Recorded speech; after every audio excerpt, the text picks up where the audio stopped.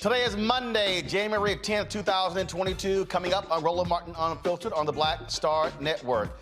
Voting rights activists say, we're good. We're not going to be attending the speeches of President Joe Biden and Vice President Kamala Harris tomorrow in Georgia, dealing with voting rights. They say, no concrete plan.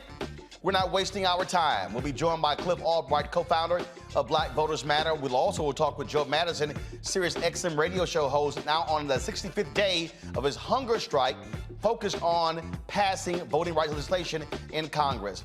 Obesity is the second leading cause of preventable death, and shedding those pounds could lessen your chance of dying from COVID. We'll have a talk with an expert about this very issue. Also, 2 black men are dead in North Carolina. One is shot dead in the middle of traffic by a white man, the other by a white off-duty police officer. We'll tell you the details of both. Plus, a white teacher in Kentucky's fired for racially insensitive comments to a black student. All right, folks, also, we'll pay tribute to 2 titans, one in civil rights and one in music. Lani Guinier passed away over the weekend on Friday. We'll be talking with several lawyers, including one of her former students, about her impact. And James Mtume, of course, the musical giant, passed away as well. We'll chat with 2 of his daughters, as well as Michael Bearden, who is, he said James was a huge influence on his career. Folks, it is time to bring the funk. I'm Roland Martin Unfiltered on the Black Star Network. Let's go. He's got it. Whatever the biz, he's on it. Whatever it is, he's got the scoop, the fact, the find. And when it breaks, he's right on time and it's rolling. Best believe he's knowing. Putting it down from sports to news to politics. With entertainment just for kicks, he's rolling. Yeah, it's on go, roll, y'all. Yeah, it's Roland Martin, yeah. Rolling with Roland now. He's funk, he's fresh, he's real, the best, you know he's Roland Martin now.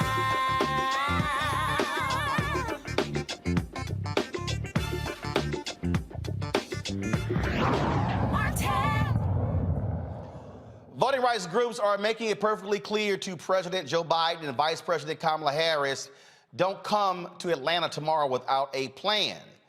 The president and the vice president, they're going to be in Georgia tomorrow to speak on the campus, first of all, in Atlanta, about the importance of voting rights. Well, President Biden has done that before. Vice President Kamala Harris has done that before. But the question is, what is the plan to get the Senate to move to end the filibuster to pass these 2 bills? The House has already done their part. They have passed the For the People Act. But the Senate has not taken any action whatsoever.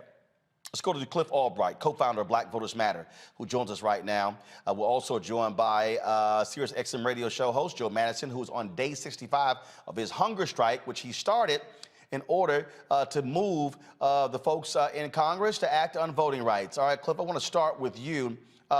So, White House is making a big deal out of this speech tomorrow. The president and the vice president, it's very rare that they travel out of time together if it's not the conventions. And so it's very rare they're in the same place at the same time. But they're going to be in Atlanta on the campus of the Atlanta University system, first of all, Morehouse campuses as well, to talk about in voting rights. You and others say we can skip it because no plan is just more talk. Yeah, Roland, exactly right. And first of all, let me say two things. First, let me say congratulations to you on the new studio. Absolutely amazing. And second, let me just say hello and I'll just give my thanks to Joe Madison, who continues to be an inspiration with the hunger strike that he's been on. Yeah, we put out a statement. We just did a presser just about within the past hour or so, just telling people that no, the Georgia groups. We were saying there's no need for you to come if all you're going to do is just say the same old thing that you've been saying, talk about how important voting rights is without actually having either a plan or a clear message, a strong message calling for modification of the filibuster. He has not done that yet. He said that he could be open to it, that he could support it if it's necessary, and all this other conditional stuff. And so at bare minimum, what he would need to do would be to do a strong, unequivocal call for modifying the filibuster. That's what we've been asking him to do literally for 8 months now. That's the bare minimum. But more importantly, what we're saying is unless you've really got a plan or making an announcement, like what we would prefer would be if you're going to come to Georgia, let it be because you're coming telling to us that you've worked out the deal already with Manchin and Sinema. That would be worth a visit. But otherwise, he could deliver this speech in D.C. In fact, what he could have done is he could have gone to the Senate the same way he went to the House telling them to pass infrastructure last month. He could have gone to the Senate and delivered a speech there and got them to actually vote on it, because then they could have taken a vote while they're in D.C. But guess what? Because they're coming to Atlanta and bringing some other senators with them in addition to our home state senators, guess what? That means they can't even vote on whatever they were already going to vote on in order to move this forward. So we're actually literally losing a day of action because he's doing this speech. And so he's got to have a strong message tomorrow, but we won't be attending. We'll be coming together and doing a press conference after the speech to talk about the substance of the speech, and hopefully there'll be something substantive that we can talk about, but we don't see a need to attend because at the end of the day, they keep trying to test us to see if we'll show up for them. And we can't keep showing up for stuff until they deliver. It's the same way we can't just continue to show up in these midterm elections under this notion that we're just going to out-organize the voter suppression. So we want to hear what he has to say first before we decide on what it is we're going to show up to next. Well, Joe, many people say to use the bully pulpit of the White House. Isn't tomorrow's speeches by the president and the vice president doing that very same thing? No, and I'll tell you why. And let's be real, and let's also understand the division of power. The President of the United States does not have a vote. There are two obstructionists, and that is Sinema and Manchin. There's no ifs, ands, buts about it. I absolutely agree with the strategy that I just heard. I'm not going to get off my hunger strike until this bill is signed, sealed, and delivered. So I issued a statement today. I'm hoping that there will be a clarion call to tell these two senators to do what they did just a couple of weeks ago, when they carved out the filibuster to raise or to pay the debt ceiling. Look, people, please understand. The filibuster has been adjusted, carved out more than a Thanksgiving turkey. 169 times since 1960. And it is almost an insult to sit here and say, well, I can carve it out to get a Supreme Court justice confirmed. I can carve it out for 160 other issues. But when it comes to protecting the vote, I've got issues. And I've said to the senators directly and to the majority leader directly that I don't know if you're talking to consultants, I don't know who you're talking to, but you better go into the beauty shops and barber shops and listen to Roland's show and listen to my show and listen to people, because if you don't do this, if you don't pass this bill, you're going to lose the midterm election in the House, you're going to lose the midterm election in the Senate, and you sure in hell won't win re-election. And it's not that we'll go vote for Trump, we just won't go vote. And that is what's being said, Roland, across the board. I don't care if you're a Morehouse, a Spelman grad, or if you're out there working a construction site. This is what is being said in our community across the board. Cliff, the point that Joe just made, I've said the exact same thing to White House officials. Y'all have said the exact same thing. You said earlier, look, we can't out-organize voter suppression. Literally, the White House officials have actually said that, thinking that can actually happen. Do they have any idea of what the hell is actually happening out here? I don't think so, and I think part of it is a result of when you've got this notion of American exceptionalism, when you've got this notion of, the good old days, this nostalgia for the way the country used to be, or the way that the Senate used to operate before Trump, as if he was the only problem, right? When you've got that kind of nostalgia and a misunderstanding, I've said it before, Joe Biden likes to talk about saving the soul of America. You can't save the soul of America if you are unclear about how infected that soul has become, and if you're unclear about the origins of the infection, then you can't save the soul of America. And so I think that there's a lot of confusion around this that keeps him from coming up with strategies that will be effective. To your point earlier about the bully pulpit, we are all in favor of using the bully pulpit. In fact, part of what we have argued over the past 8 months is that he could have been using the bully pulpit for voting rights this entire time. He could have done a whole tour across the country doing a whole series of voting rights speeches in places like Arizona and West Virginia, but also in historic places like Alabama and Mississippi. He could have used that bully pulpit all throughout this year so that we wouldn't be at this point now. The problem is that he chose not to, because of this nostalgia that they have for the way things used to be. And that's why now, at this point where he's talking about making a speech, what we're saying is that's not enough. We need you to have more at this point. But this would have been fine. This would have been good if when he gave his first speech to the joint session of Congress back last spring, he could have used the bully pulpit for voting rights then. But go back to that speech, Roland. Some of us said it then. He didn't talk about, it was an hour-long speech, and he didn't talk about voting rights until the last 2 minutes of the speech. And at that point, only gave it 2 sentences.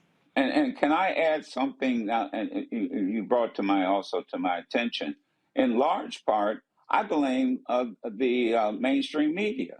I mean, look, I've been sitting up here without solid food, and because I'm joining in solidarity.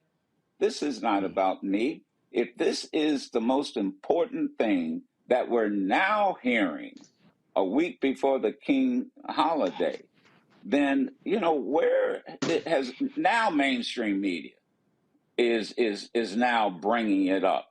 But we tried to focus to get them to get this vote before they left for the Christmas holiday, and it's like they're on somebody else's time frame. Now, look, I'm being, let me say, cautiously optimistic. I don't know whether they have a plan and they're just not saying what it is. I do know that I have been in conversation with members of the Senate, and that they, as we speak, they're trying to move to get this vote. I'm just, I've just made it very clear. And Roland, you've known me for years.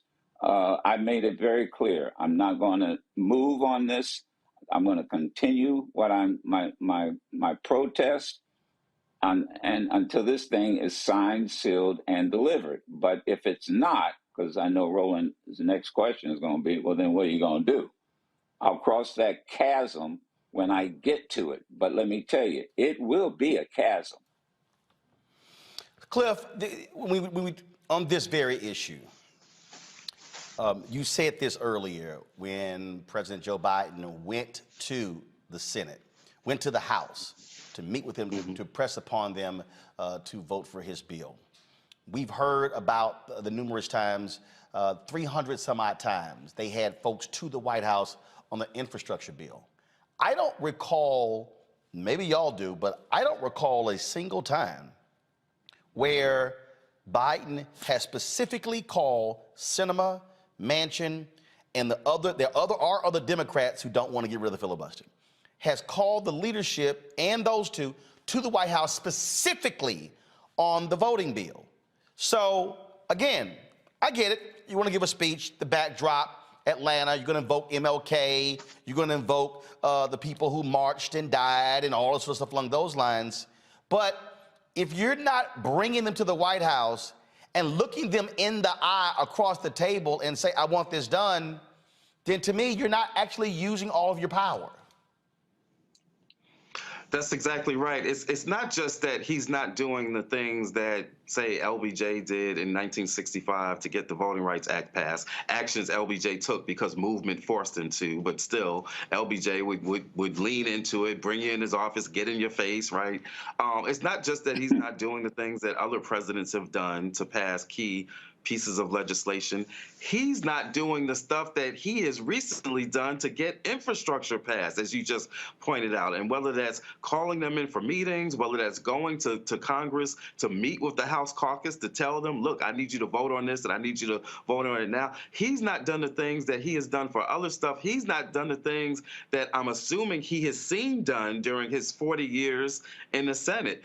That's where the shortfall is. Now, we know at the end of the day that he doesn't get a vote on the actual legislation. But what we know is that what presidents do matter. The way that they lean into legislation matters. Obama didn't vote for Obamacare, but I'll be doggone, it's sure enough called Obamacare. And so what presidents do matter, and he has not done enough. He has not lived up to his own knowledge, his own experience, his own skills, or his own words. That's why we've been frustrated with him. That's why we won't be attending. Not to mention that, you know, we got some other work to do instead of sitting there for 2-3 hours or however long it takes him to give his speech, because we're fighting some of this stuff in Georgia right now. As you know, Roland, in Lincoln County right now, some of our partners are out there right now because they're trying to close down 6 out of 7 polling places. That's what these Georgia Republicans are trying to do as they're fighting voting rights. They're not wasting a day. We can't afford to waste a day either just to hear another speech unless he's got a clear plan and a strong call. And like I said, preferably he's making an announcement that they've got a deal on the filibuster. And I'm sorry, just Go ahead. time. I want to say this. You guys are so on target. Manchin, find out what Manchin wants. Find out what Sinema wants. That's what Johnson did. Those segregationists didn't want to vote for the 65 Voting Rights Act. But Johnson made it very clear. You want this bridge? Well, we're not going to give you federal money for a bridge and then you're going to segregate who gets to cross it. Find out what they want. Manchin wants something, and whatever he wants, it has to be worth the right to vote. That's what what we're really saying. You have the power of the purse. You have the power to find what they want and cut a deal. Man, if you can cut a deal, once again, to get billions of dollars to pay off our debts, our country's debt. My God, you mean to tell me that you can't find what these two want? And I think you're absolutely right. Bring them into the White House, sit them down, and grab them by the lapel. But I'm going to tell you, these two better realize something. They will single-handedly end up putting the party in a minority position. And I suspect Manchin knows that he doesn't want to be a minority senator. And Sinema, maybe she's too new to realize how much power she will lose. So I'll be honest with you. I'm not going to be in Atlanta And you remember what Dr. Martin Luther King used to say, and I'll close, and he used to say, I'd rather see a sermon any day than to hear one. Great point there. Joe, I do want to get your comment on this here. A number of faith leaders as well as students have announced that their own hunger strikes when it comes to voting rights. Just your thoughts on that. Everybody can do something. That's my mantra, always has been. I can't, I was teasing your crew, Roland. I can't do what you do with social media. Man, you are a master at it. But I can do something. And that's why the two of us are here with you. Everybody can do something. And my mentor was Dick Gregory. So people are saying, well, how are you doing? Look, I had the best mentor when it came to doing a hunger strike or a fast than any human being on the planet had.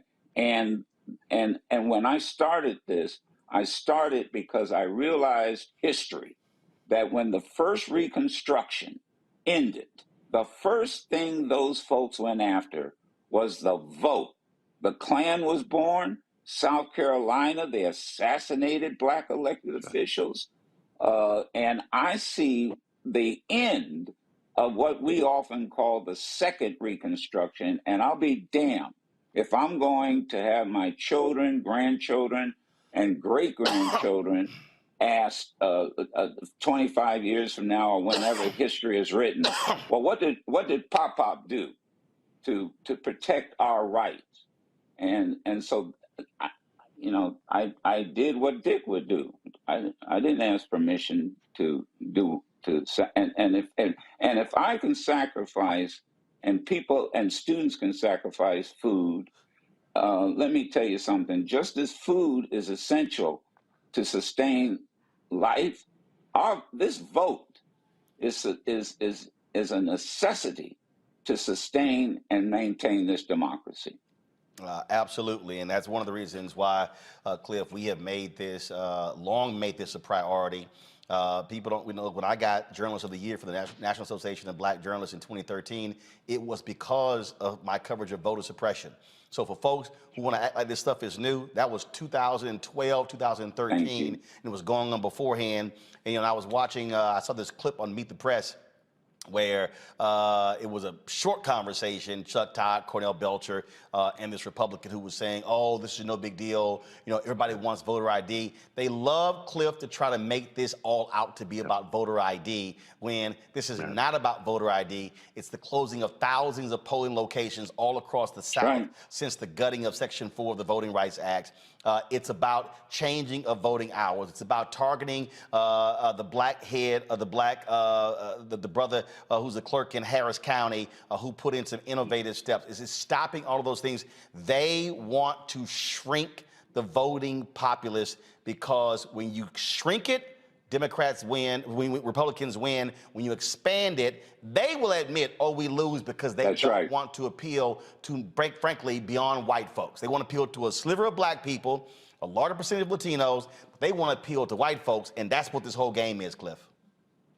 Yeah, you're exactly right. I think, Florida, all those examples you gave are accurate. Florida is a great example. In Florida, Republicans have always benefited from the vote by mail system there. They've counted on it to win and sometimes to steal elections in the state of Florida. But in the last election cycle, it was because black and brown folks came out and young folks came out and voted using record numbers using the vote by mail. All of a sudden, Florida had an issue with vote by mail and passed their voter suppression bill to overturn it. I think the challenge to this, so as much energy and attention we pay to Joe Biden and Manchin and Sinema, the point that you're making is important. We got to be clear about the source of the problem. The source of the problem are these folks that are using all these means, including violence, which is what the insurrection was all about. There's a direct connection between these things. That's why they was inside the Capitol with the Confederate flag. All of this is connected. And so that is the source of the problem. The reason, though, we put so much energy into Biden and Schumer and the Democrats is because we put them in power. We put them there to make a difference for the folks like us who put them in office. The last thing I'm gonna say real quick is Bernice King had a tweet today, very short tweet. It was a quick video of her father, Dr. Martin Luther King, and it had just a couple of words talking about be maladjusted to injustice, right? And the point is that, you know, when it comes to injustice, we need to be maladjusted. We need not accept injustice. We need not become comfortable and accustomed to injustice. And too often we have become comfortable and we have normalized some stuff that we should not be insensitized to. That's what it means to be maladjusted to injustice. That's what we need everybody to do in regards to this voting rights battle. And like Joe said, everybody's got a role to play. Doing media, social media, a tweet, a phone call, a text, cooking some food for the folks that are doing the protests. Everybody's got a role to play in this. Don't think that this is something for somebody else to take up. There's a role for everybody, including every single person that is watching this right now. You make the difference. Absolutely. Cliff Albright, Joe Madison, I appreciate it. Thanks a bunch. Y'all take care. Okay, you Thank be you. Love you careful. Love you both too. All right, folks, going to go to a break. When we come back, my panel will join me to talk further about what's happening when it comes to voting rights in this country. We'll be back on Roland Martin Unfiltered on the Black Star Network in a moment.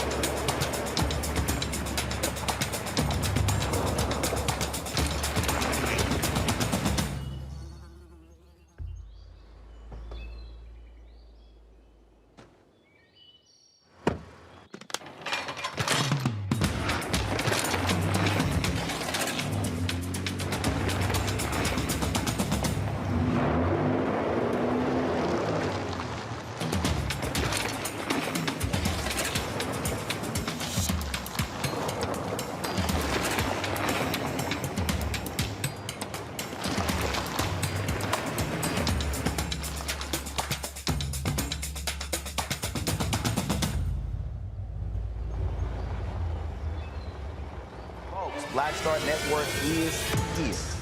Oh, no punches! I'm real revolutionary right now. Support this man, Black Media. He makes sure that our stories are told.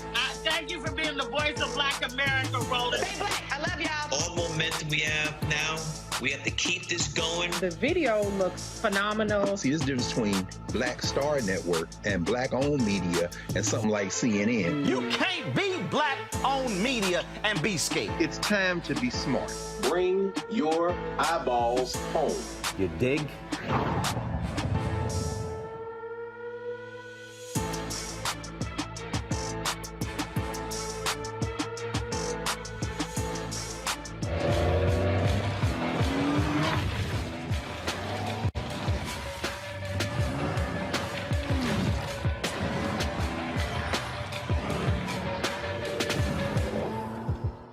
I'm Angie Stone. Hi, I'm Teresa Griffin. Oh, Roland.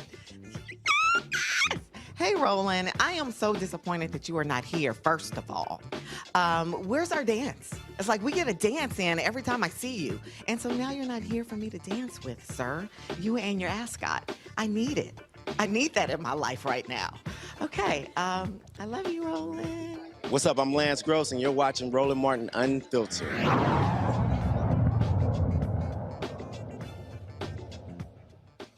All right, folks, let's continue our discussion regarding voting rights, voter suppression. Dr. Julian Malveaux is the Dean of College of Ethics Studies at California State University, Los Angeles.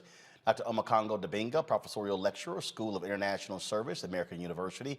Reverend Jeff Carr, founder of the Infinity Fellowship in Nashville, Tennessee. Glad to have all three of you here. All right, Juliana, I'll start with you. Look, one of the reasons the pressure is being ratcheted up is because if you don't pass this now, the window then begins to start on primaries. And judges are going to say, sorry, it's too late. In fact, the last day in January is the last day you can register to vote in the Texas primaries. January, the end of this month.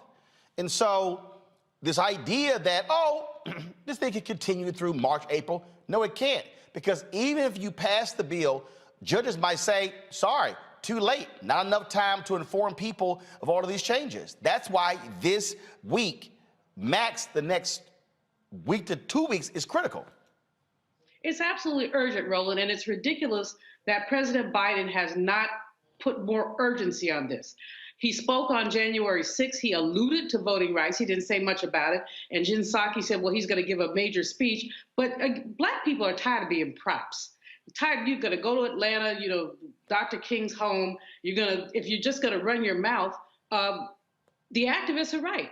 We don't need that again. That's a day we lose in agitating. So the timeline is short.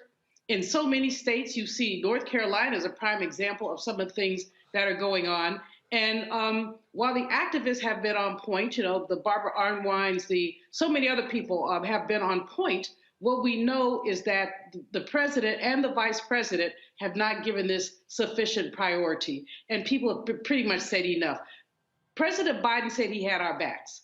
He said that when Black women took his chestnuts out of the open fire in South Carolina and took him over the hump. So if you have my back, how come I can't vote? How come we don't have our voting rights? And so it's infuriating, and at the same time, it's business as usual. Anybody who thought that President Biden was going to be a progressive or revolutionary was drinking the wrong kind of tea.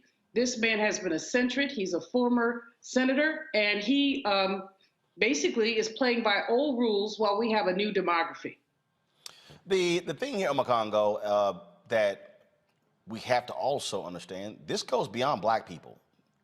This voting issue is not a solely Black issue. When the Supreme Court took up a challenge to the Voting Rights Act, Section 2, that was largely Latinos in Arizona. When you look at how they've been moving early voting locations away from college campuses because white kids have been voting largely Democrat as opposed to Republican.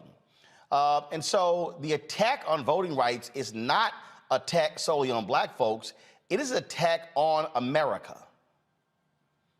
Absolutely, and that's been one of the greatest hustles of the Republican Party, always knowing that as long as they put it in a context of race, they can pretty much get away with everything. And shout out to, there's one of the groups, an Asian Voters Coalition that's part of the group down there that signed this letter, because they know that it's not just about, the Black and brown community. And really, at the end of the day, you also mentioned this last week on your show, Roland, in places like New Hampshire or Maine, where you have to have a car if you're a college student to be able to register to vote. I mean, that's the 2022 version of a poll tax. And so, yes, and let's talk about people who are part of the disabled community as well. We've had people talk about, now they've literally put precincts up on hills. I can't get up there with my wheelchair. Like, literally, these things have happened. And so people have to realize, like you said, this is an assault on voting for all people of all backgrounds. Look at what's happening in our senior citizens' homes, where people can't bring ballots to their grandmother and their grandfathers and their great aunts. They have to come down themselves to the precincts. People need to get more educated on this, because whenever people want to think about it in purely racial terms, they say, I don't really want to mess with it, we're over it, so on and so forth, until it hits them in the face. Just like with unemployment, just like with anything, whenever it hits Black people, it eventually comes to everybody else. Crack epidemic to heroin epidemic, we didn't have the resources in place for the heroin epidemic because we didn't take care of Black and brown people when we were struggling. They locked us up. People need to wake up, and what happens to us happens to everybody. And look, Jeff, you're there in Nashville. Republicans have been using their power where they control all levers of government to pass voter suppression bills to impact folks in that state and to keep them in power. Oh, yes, absolutely, Roland. And in the same vein that I launched this comment, I also want to say congratulations on the new studios, and to Dr. Malveaux and Dr. Dibinga. What an awesome opportunity to join you tonight and to share in the tradition of struggle. We hear what's going on from Brother Cliff, from Brother Joe, and I just want to remind you all, I want to remind them that we are going to win this. This is going to happen. It's going to win. Your struggle, your sacrifice for your not eating, your hunger strike is not in vain. I've seen it happen. I know it can work. The great Dick Gregory, we have models for this. When we talk about what's happening in Nashville, it's a microcosm for what's happening all over the United States. Right now, using the census results, the overwhelmingly red majority in Tennessee, is redistricting. And they're redistricting Congressman Jim Cooper, who many people will say is a moderate. He's always proclaimed that he is a moderate Democrat. He's been that for several decades, but he's highly respected here in Middle Tennessee, which, if you demographically look at it, is a blue oasis in a sea of red with the rural counties surrounding. They are now completing a plan to redistrict all of this metropolitan area of over 750,000 people into 3 districts that will be primarily Republican. So with that, you have the cacophony, over 400 bills in 48 states over the last several years that have been focused on voter suppression. We're coming to a nexus now where the people are getting tired, people are getting sick, and what's happening in Atlanta is also a microcosm. Joe did not deliver on Build Back Better yet. He has not delivered on student debt. There's an old gospel song that says, Jesus paid it all to him I owe. Well, listen, with this election, Georgia paid it all to them we owe. And this is an opportunity now to put Joe on President Biden on Front Street, to put the administration on Front Street.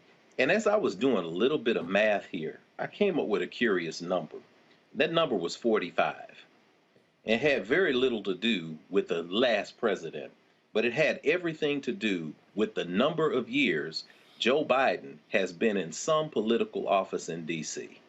You mean to tell me that after 45 years, you can't figure out how to make a deal to make one broad initiative go through and to protect voters who laid their lives on the line to put you in? This is nonsensical, and this is why it's coming to a head right now. Well, again, we're going to be seeing a lot of action take place over the next few days. Senator Chuck Schumer has promised that he is going to move legislation. But again, what we have not seen exactly how that's going to happen. We have not seen in what way that is going to happen. How can you get all 50 Democrats to step forward and actually vote in this case? That's really what this thing all is going to boil down to. All right, folks, got to go to a break. We come back, we're going to talk our Fit, Live, Win segment about the impact of obesity when it comes to COVID. That is next on Roland Martin Unfiltered, right here on the Black Star Network.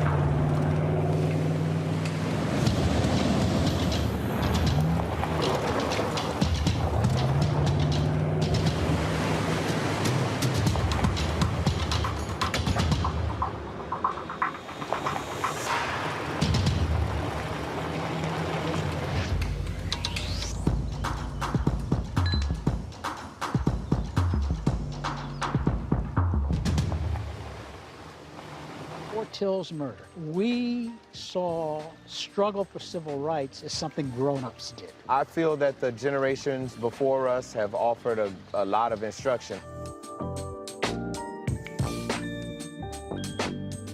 Organizing is really one of the only things that gives me the sanity and makes me feel purposeful. When Emmett Till was murdered, that's what attracted our attention.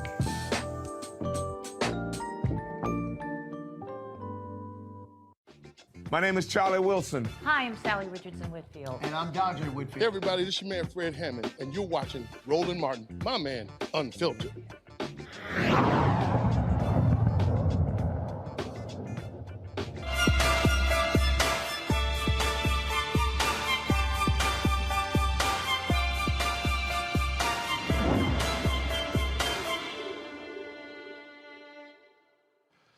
Could losing a few pounds keep folks to keep them from, first of all, warding off COVID. As the second leading cause of preventable death in the United States, obesity increases the risk of developing severe symptoms or dying from the virus, according to a new study. A 2020 study published by the Critical Journal of World Obesity found that those with obesity have a 46% increased chance of getting COVID, a 113% increase in being hospitalized, a 74% chance of being treated in the ICU, and a 48% increase in death from COVID. In 2018, the CDC reported 42% of Americans were classified as obese. Now, 2020 self-reporting obesity map shows the highest rates of obesity are in the South and the Midwest. In the United States, more than 60 million reported cases of COVID and more than 836,000 people have passed away as a result. Joining us now, Dr. Joseph Graves, Jr., professor of biological sciences at North Carolina A&T University. Doc, glad to have you back on the show. When we talk about comorbidities, this is one of the issues here that we often heard from the beginning of how COVID attacks folks. And so in what way does losing weight keep you from being able to possibly warding off COVID? Well, the important thing to understand is that being overweight impacts the immune system, and it causes you to be in a constant state of inflammation. Inflammation actually is one of the ways that the body fights off viruses, but the problem is there's a cost for inflammation. And so the more inflamed you are, the more tissue damage occurs. Now, when you get an infectious agent like COVID or any other virus for that matter, if you're in that state of constant inflammation, while you're fighting the virus, you're also doing more tissue damage. So it becomes a vicious cycle. So the bottom line is, for a number of health-related outcomes, you're better off losing weight across the board. Now, of course, there have been people who are not overweight who died from COVID. So we're talking about relative risk. So a person who does not fall into the category of being overweight has less risk of having of contracting COVID and of having a severe case of it, which requires you to go to the ICU. And so we don't want to be that person. You can list all of the benefits that come from being essentially under the obesity profile. And if you do that, there are just so many things to gain from basically being healthy. Less risk of hypertension, less risk of diabetes, less risk of overall metabolic syndromes, stronger immune system. It's really one of these no-brainers to make an argument for people getting in shape. And this really isn't that difficult to do. It doesn't require a whole lot of vigorous exercise, but it requires consistent exercise.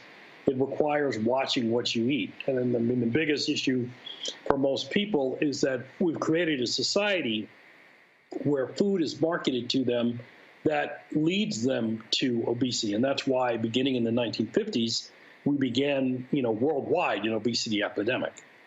Now, where we are now, we are seeing Omicron spread rapidly. We're seeing, just case after case after case.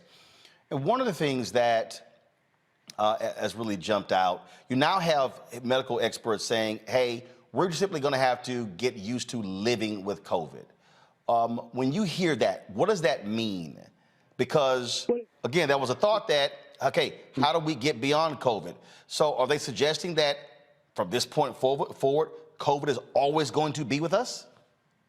It's now highly likely that COVID is always going to be with us. And again, you remember our conversations now 2 years ago when I pointed out if we didn't have a concerted national plan, if we didn't act judiciously to get people vaccinated across the country, if we didn't move to get people vaccinated across the world, that we would begin to get more and more dangerous variants. And that's exactly what's happened. And so now we're in a situation where, with Joe Biden becoming the president of the United States, he attempted to enact a national plan to control COVID. The problem was, however, that the Republicans decided that they wanted to torpedo a national plan. And they're doing so because they think that by making the situation worse, that people are going to turn out in the 2022 elections and vote against them. And they may be right about that. So we have a situation where people's lives, once again, are being, placed in danger because some people refuse to act in the nation's good and are simply acting for their own narrow interests. So with that being the case, what does that mean? That we are forever going to be wearing masks, having to use hand sanitizer, having a social distance? Unfortunately, unless we turn around, unless we decide to act in the interests of the human species and not in the interests of those who want to retain power in Washington, that's exactly what may happen. And you also know that I have cautioned folks on this show that even though COVID is bad, it's not as bad as some of the other viruses which are on the horizon. And so if we can't solve the problem of COVID, what exactly can we expect will happen to this nation and the world when a more dangerous virus goes pandemic?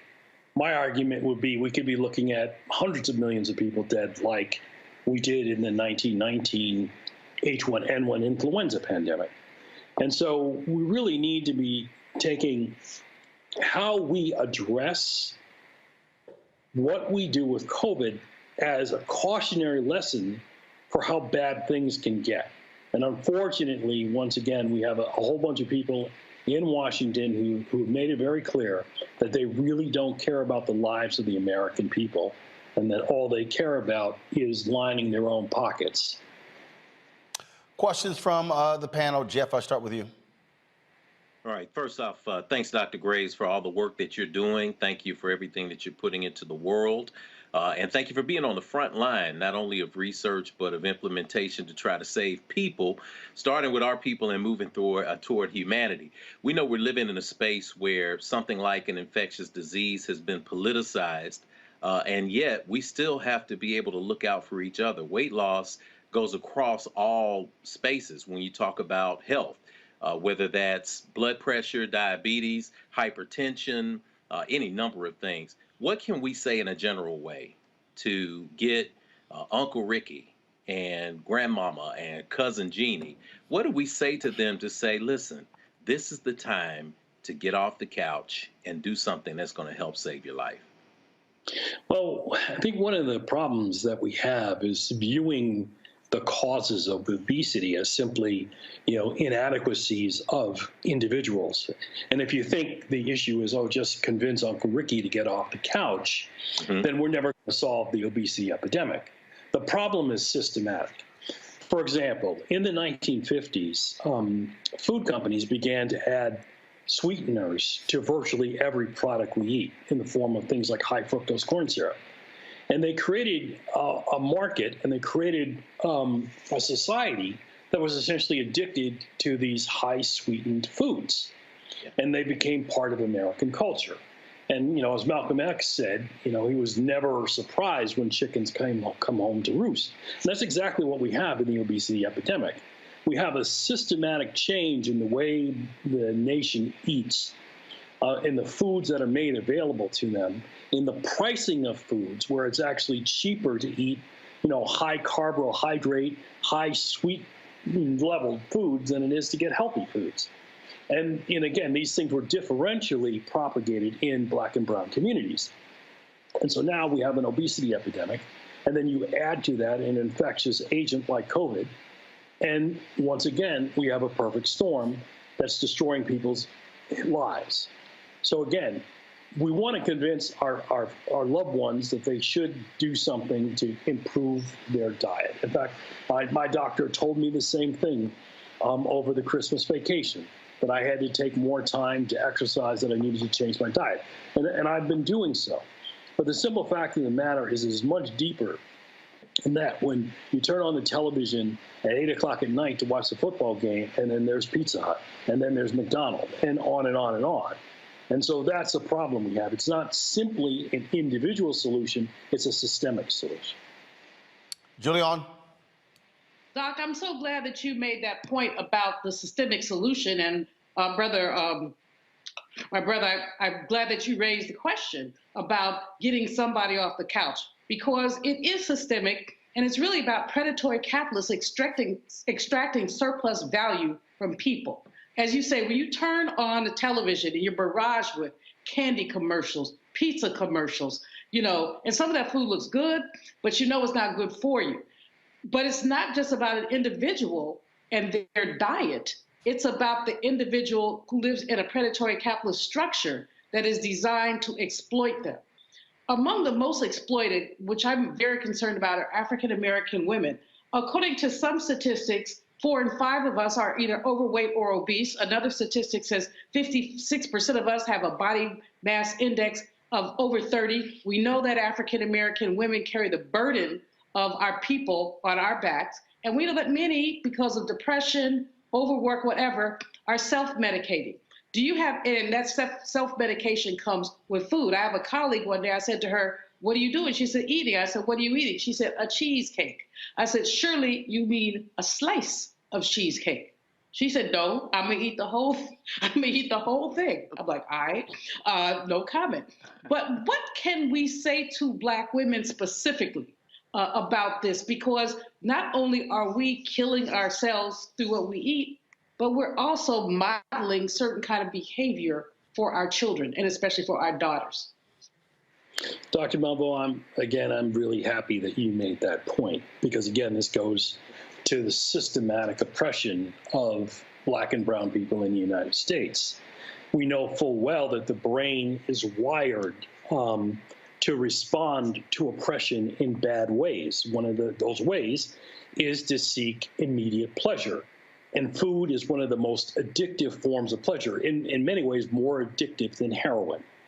And so therefore, when you make this high fat, high sugar, high carbohydrate dense foods available to people on a regular basis, and at the same time, you drive them into despair by the social conditions, cultural conditions that they're forced to face every day, once again, the result is not surprising. In other words, this is a computer algorithm that provides an answer and it really can't provide another answer. So the question of, how do we respond to that? We have to be aware of the things you just pointed out. If we let them kill us, they win. And so therefore, we have to take the initiative to do a better job of modeling appropriate behaviors to deal with stress, to deal with depression. This has to be a community effort. We have to do it at our workplaces. We have to do it in our churches. We have to do it in our universities. And there is definitely a role for the historically Black institutions who are leading the way in much of the biomedical research associated with health disparity to come to the forefront on this issue. Omokongo. Well, first of all, Dr. Grace, I really, really want to commend you for your work. I remember that show when you talked about new variants that could be on the way and how we wouldn't be able to deal with something that was worse than COVID. I remember that from years ago, and it's been seared in my head. And I can't think of anything that you've said about this pandemic that has not turned out to be true. So I just appreciate your continual service to everybody on this. The question that I have is kind of on the flip side of the diet issue, right? I'm seeing that in our efforts in this country and beyond to do things like not have fat shaming and body shaming, which is extremely important, and we understand how that has been problematic, particularly how the way people have viewed, Black women's bodies compared to white women's bodies, and we understand that. But part of me feels like, as a society, because we've been on the side of promoting kind of everybody being comfortable in their own body, we haven't really talked about the importance of healthy lifestyles, and whether we're talking about someone who's severely overweight or somebody who's severely thin, right? It's kind of just a everybody kind of do you mentality, which I feel kind of promotes more negative health styles. So what are your thoughts as it relates to that? Yeah, I mean, again, this is a question of us taking responsibility for how we organize our fight back. And we are, as I pointed out in the last response, we are fighting against something that's deeply evolutionarily wired into our brains. Food is something that makes people feel better, particularly high oil content, high sugar content, high fat content foods make people feel better. And so we've got to find better ways of making ourselves feel better. One of those ways is to take on, as Dr. Malveaux, racial capitalism. If we dismantle this system, then we're going to make ourselves healthier. It's one of the arguments, by the way, and again, I was listening to the last segment of the show that was discussing voting rights and how this attack on voting rights was impacting more than black and brown people. It's impacting everyone. So the same things we're talking about are happening to the white community. There's an excellent book by a scholar by the name of John Metzl called Dying of Whiteness, in which he points out that racial resentment against the very programs that would help the vast majority of white people in this country are getting them to turn against the kind of health-related programs that would make them healthier, and at the same time make all of us healthier. What's the name of that book? The title of the book is Dying of Whiteness. Got it. And so that's what we need to do. We need to unite around issues that are beneficial to all of us. And one of these things is fighting the obesity epidemic. And that means we have to hold accountable these corporations which are marketing foods which make people sick. And that's exactly what they're doing, and they're doing it to make a dollar. All right, Dr. Graves, we certainly appreciate it. Thank you so very much for joining us. Thank you, Roland. All right, folks, so we come back on Roland Martin Unfiltered, our Black and Missing segment of the day. Also, we'll pay tribute to two legends, Lani Guinier, when it comes to the law and civil rights, and James Mtume, of course, music legend. That is next, right here on Roland Martin Unfiltered on the Black Star Network.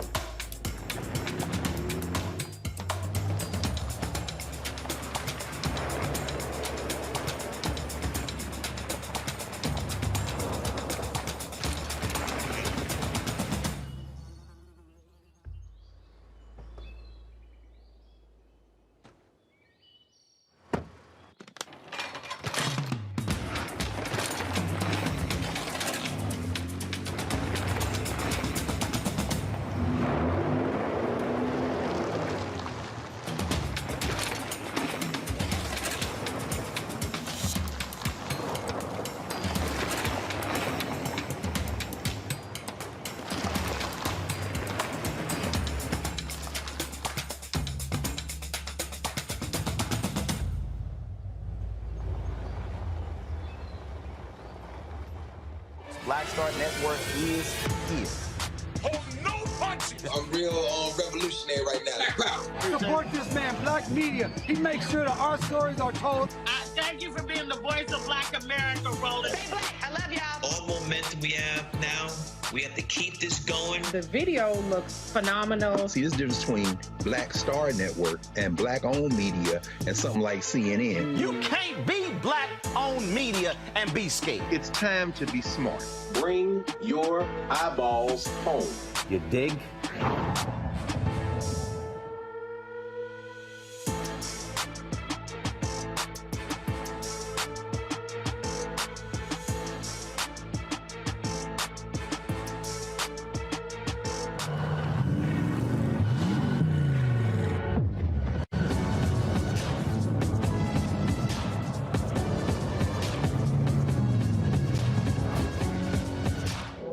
How y'all doing? It's your favorite funny girl, Amanda Seals. Hi, I'm Anthony Brown from Anthony Brown and Group Therapy. What up, Lana Well, and you are watching Roland Martin Unfiltered.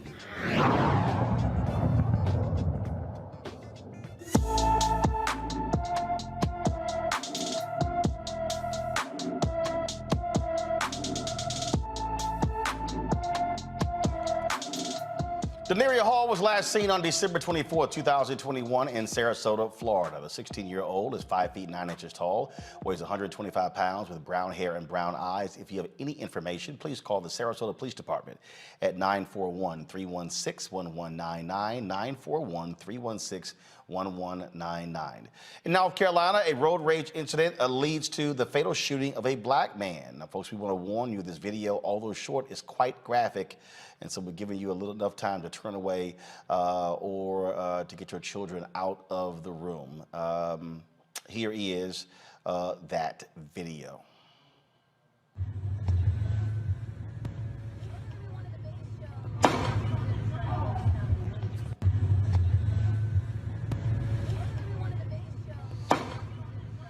Folks, last week, Stephen Addison was shot by 51-year-old Roger Dale Nobles Sr. during an argument with Roger Dale Nobles Jr. Police state Nobles Sr. fired at Addison from the driver's seat inside his 1992 Chevrolet pickup after his son got out of the vehicle at a stoplight to confront Addison. Nobles Sr. was arrested and is charged with first-degree murder. The son has yet to be charged. Also, folks, in North Carolina, protesters have marched to protest the death of a black Fayetteville man killed by an off-duty deputy over the weekend. The officer claims a man named Jason Walker ran into traffic and jumped on his truck Saturday afternoon. The off-duty Cumberland County deputy responded by shooting the man before dialing 911. The shooting victim died at the scene. Sunday, the Fayetteville police chief said investigators are having trouble gathering evidence in the case.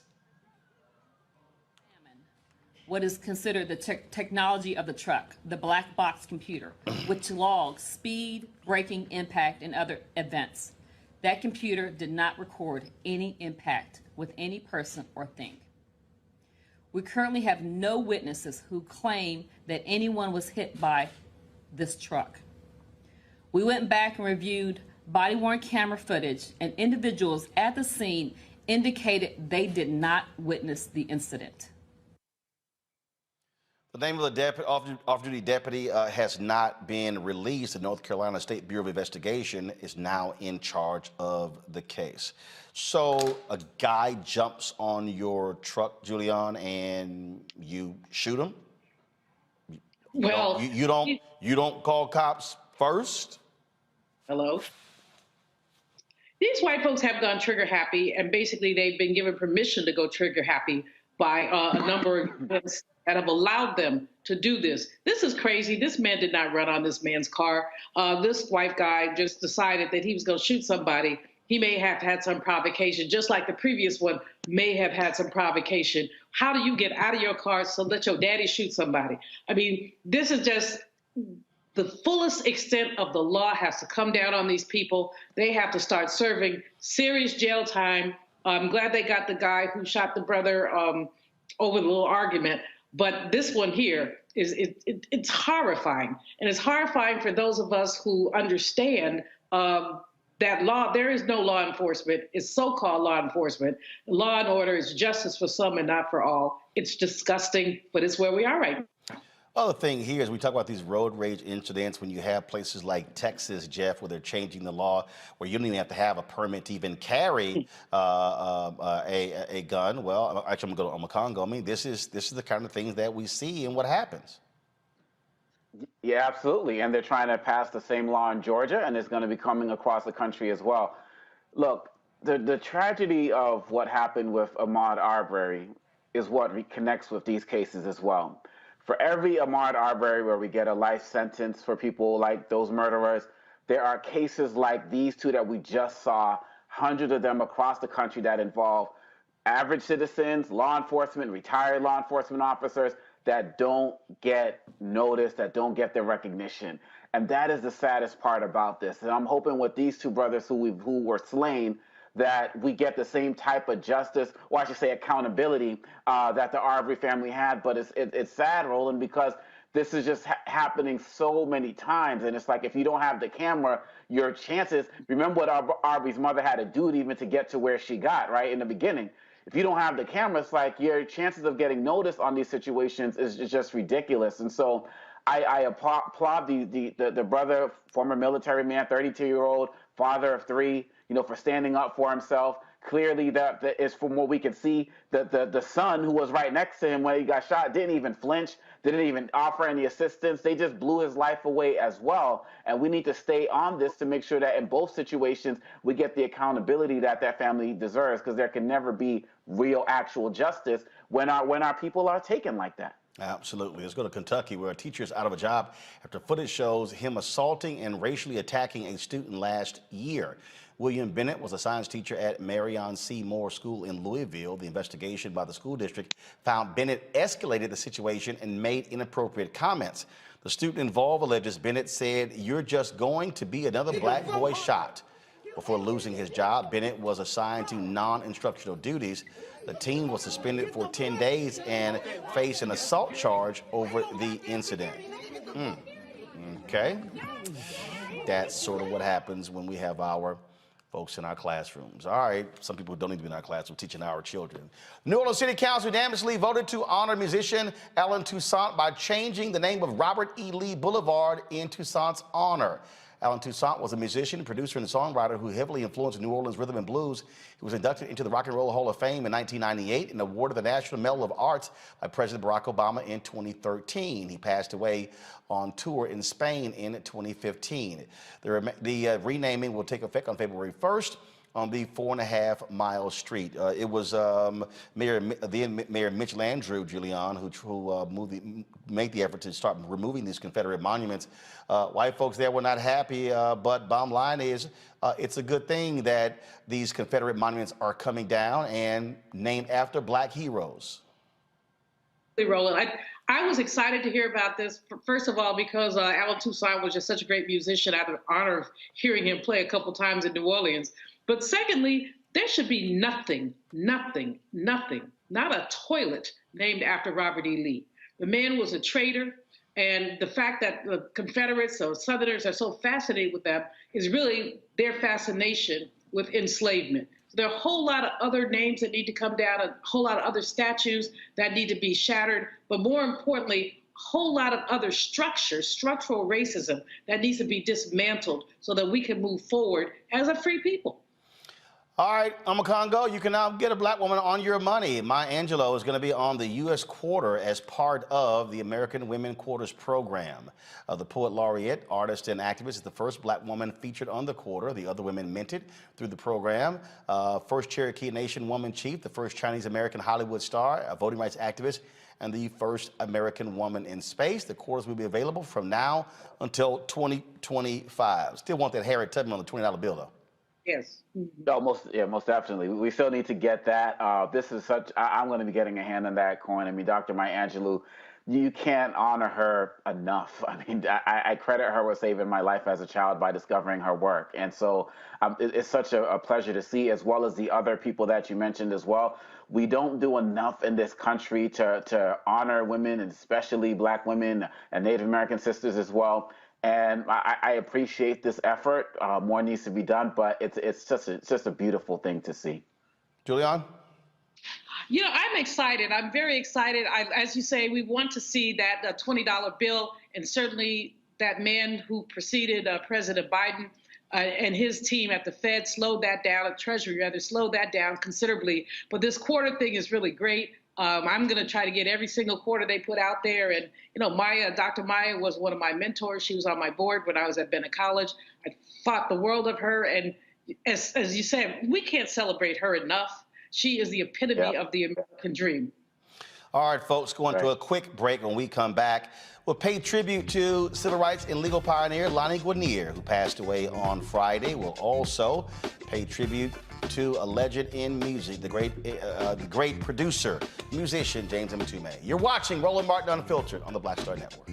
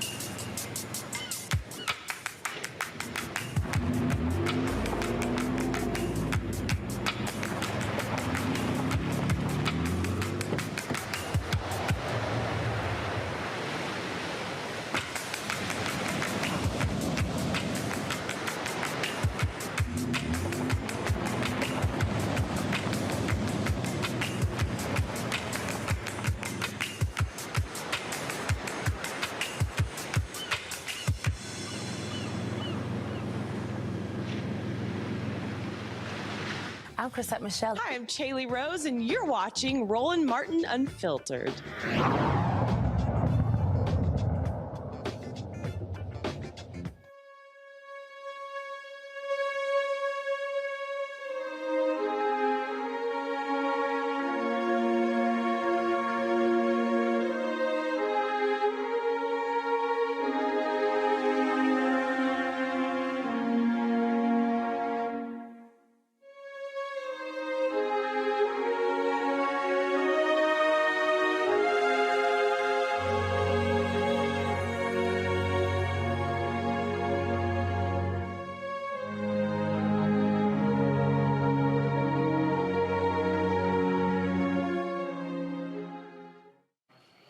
On Friday, we learned the passing of Lani Guinier at the age of 71.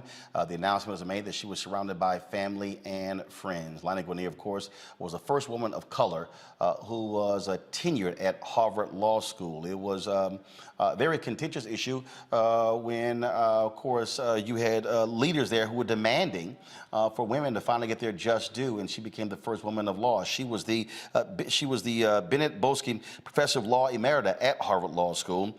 She also, remember, was nominated to lead the U.S. Department of Justice Civil Rights Division in 1993, but by President Bill Clinton. But Republicans objected due to her legal writings and various speeches, and her nomination was withdrawn. It did not sit well with her, but she was more than just that nomination. A distinguished legal career, teaching so many different people over the years, and also having a tremendous impact on multiple generations of lawyers. Joining us right now to talk about her life and legacy, Elie Mystal, who is, of course, a justice correspondent at The Nation. He also was a student of Lani Guinier. We have Barbara Arnwine, the founder and president of the Transformative Justice Coalition.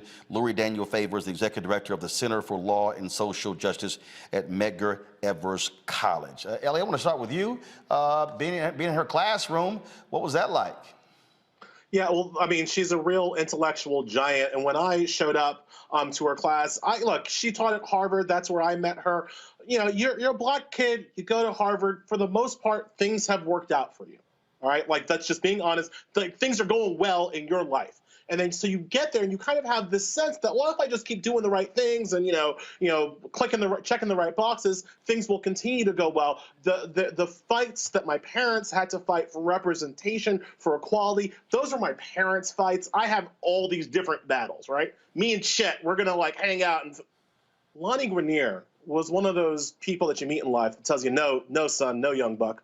We still are fighting. We still have battles to fight. I got there. I didn't know about her history before I took her class. Literally, my mother was just like, take that woman's class. Take that woman's class now, right? And so through her class, I really learned about the ongoing attacks by conservatives against full equality and especially voting rights for African Americans throughout this country in ways that I had never heard about at that point as a 22, 23-year-old student. And so she really taught me about that. She taught me how to defend voting rights passionately, how one person, one vote is the floor, but not the ceiling. And really, Roland, that's what got her in trouble with the Clinton nomination, is that her writings and her intellectual philosophy was that one person, one vote was the floor, but that black people should strive for equal proportional representation in this country. And that's what pissed off the white conservatives. That's what they couldn't deal with. But there are so many people like me, Cheryl Eiffel, so many people who are in the voting rights fight now, either literally learned at the foot of Lani Guinier or were inspired by her work and her writings. Barbara Arnwine, why was Lani Guinier so important? Well, she was important because she was one amazing litigator. Think about this, Roland. She litigated, of the 32 cases that she litigated, she won 31. Think about this. She was a theorist, as Elie was just talking about, just amazing, because she took the international experience of proportional representation and applied it to the United States.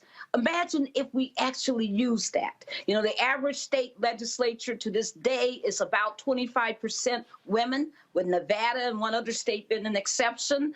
But in any other, quote, Western democracy, that would be unacceptable. You would have to have had, you know, some proportional representation. She talked about, you know, people doing different kind of balloting, using the ballot. Now San Francisco uses that balloting measures. So she was way ahead of her time. She was prescient, and she was bold. And of course, you know, to those who knew her, she was an incredible friend. She was gorgeous. She was beautiful. She was really a kind and gentle spirit. You know, I felt, you know, I enjoyed her sharp intellect. I enjoyed working with her on so many acts. And people got to remember that as recently as July 1st of 2021, the Supreme Court took up the question of the vitality and the scope and the liability standard underneath what is called Section 2 of the Voting Rights Act. And she was instrumental in litigating and fighting for the broadening of the act in 1982 after the horrible decision in Mobile, where the Supreme Court said you had to have intent in order to violate the Voting Rights Act. And she was amazing in her leadership in fighting in Congress for what became the 1982 amendments, which then the Supreme Court last July tried to eviscerate and say that that has to be the floor standard 1982 and pretend like we've had no intervening law in the subsequent decades. Unbelievable. I mean, I wish Lani, you know, had been able to really give us the full import of her thinking when she read the Brnovich case or heard about it. I just think that people really need to understand that she was a continuum. She meant to walk in the tradition of Constance Baker Motley. She was inspired by Julius Chambers. She tells the story of, you know, while she's interning, working with Julius Chambers, she tells the story of his being so bold that while he was giving a speech, his car was blown up. He kept on speaking. She tells the story about, you know, being moved by, when she was only 12 years old, watching Constance Baker Motley actually escort a black student to desegregate the University of Mississippi. But she also was moved by Elaine Jones. And anybody who knows Attorney Elaine Jones know that she's one of our nation's treasures as a lawyer. So she stood on the, not shoulders, but she stood on the tradition. She stood on the integrity of those lawyers that had come before her. What an amazing lawyer, what an amazing writer. Her legal books are worth reading. Just everybody should read them and understand, you know, what she was saying to us many years ago, and we're just catching up now. Obviously, Lori, with the passing of Sidney Poitier Thursday night, his death overshadowed that of Lani Guinier. That's one of the reasons why, of course, we had our tribute to Sidney Poitier on Friday. We wanted to be sure that we took the time today to let folks know who this woman was and why she mattered. For you, why was she so important? You know, I came to know her more intimately. Like Ellie, I did not know of her prior to entering law school. And when I attended NYU and studied under Derek Bell and worked with him as an assistant, she was one of the scholars who I was most intimately introduced to. You've already identified her history, but, you know, Derek Bell left his position at Harvard because they would not hire women like Lani. And so the circles are small. And, you know, even though her arguments are now technically decades old, particularly as they apply to voting rights and voter suppression, they are directly applicable to exactly what it is we are facing right now. As was noted earlier, she talked about the fact that just having the vote wasn't simply enough. That was not going to work, particularly because we live in a society where the majority, the group that created the voting structures under which we now operate, was was also most adept at manipulating those structures for their own benefit. When you consider the fact that Black people have only had the right to access the ballot since the passage of the 1965 Voting Rights Act, that means anyone in the audience who is now 58 years or older is literally older than one of the bedrocks of integration as a policy in this society. And for the 340 some odd years prior to the Voting Rights Act, this society was ruled by a white supremacist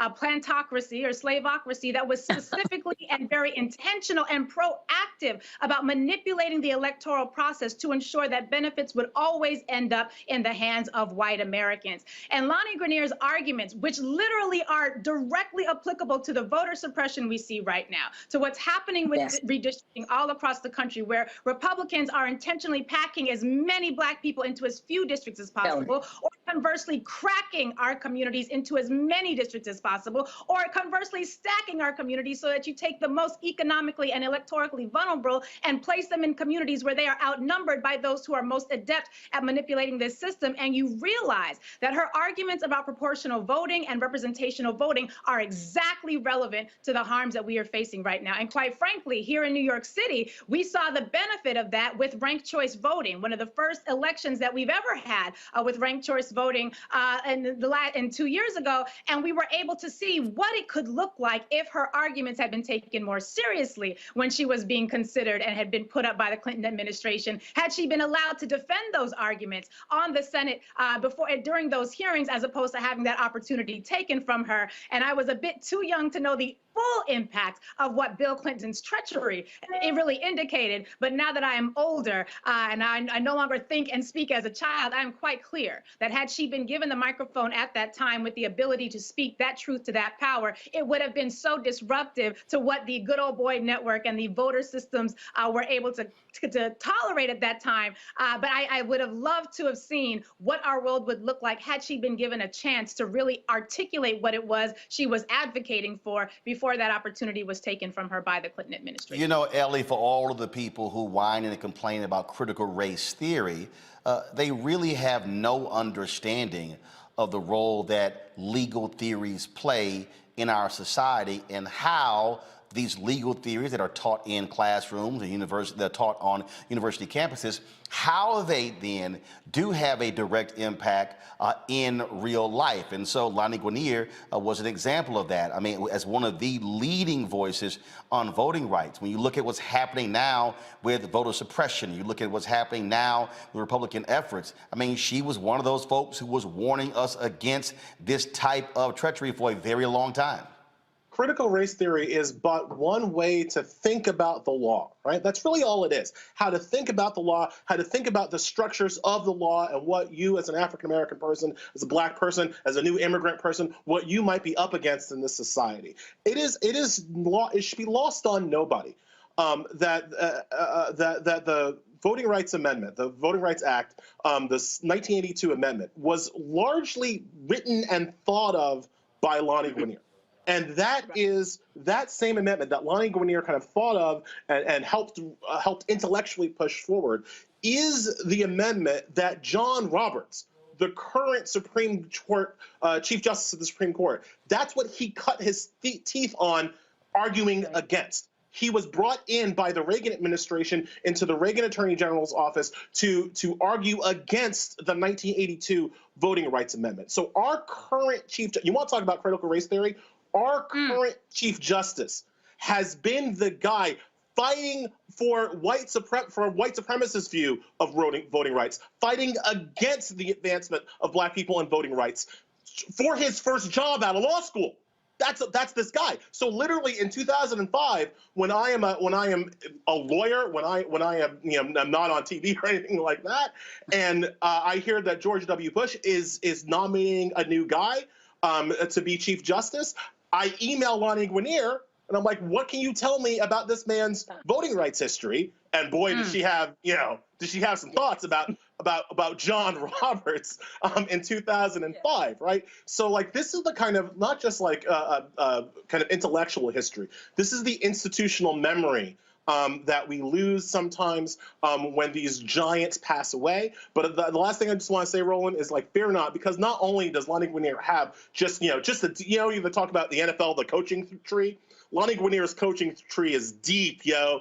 But not only that, she has a son, Nicholas Bowie. Right now, her son is also a professor at Harvard Law School, and he's one of the real ones. I mean, Nicholas Bowie is out there doing the work and putting the next generation's, hard-hitting theories out there for public consumption. So it never stops here, but it's great that we can take a moment and just remember the giants and remember the history and knowledge that they brought and how they helped kind of push the ball forward, and how we, the ones who are left, have to take up that flame and take up that torch and push it towards the next generation. But Barbara, that's why it's important for people to understand that when you have an opportunity, when you are in a position of power, when you have the ability to influence people, that you literally create more of you, more folks like you. You send out me. When I think about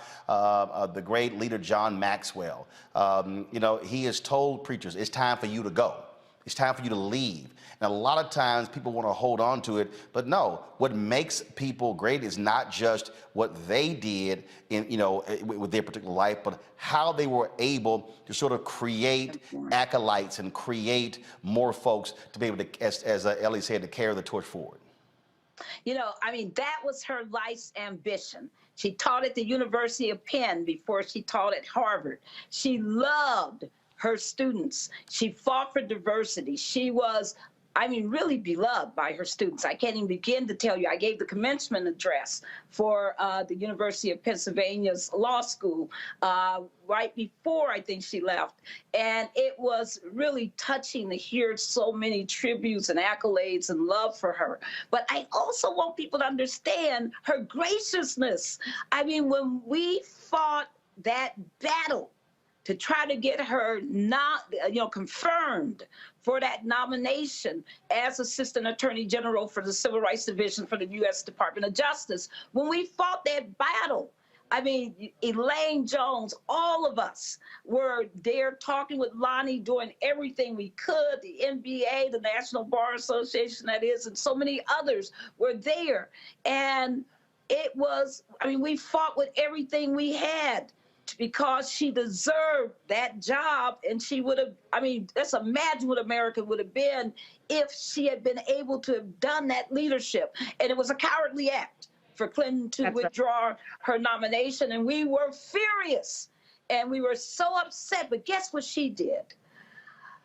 Weeks later, Alan Poussaint called us, Dr. Alan Poussaint, and said, we want to have all of you who are involved in this fight gather with Lani at the Watergate. And that dinner that we had that night was so beautiful.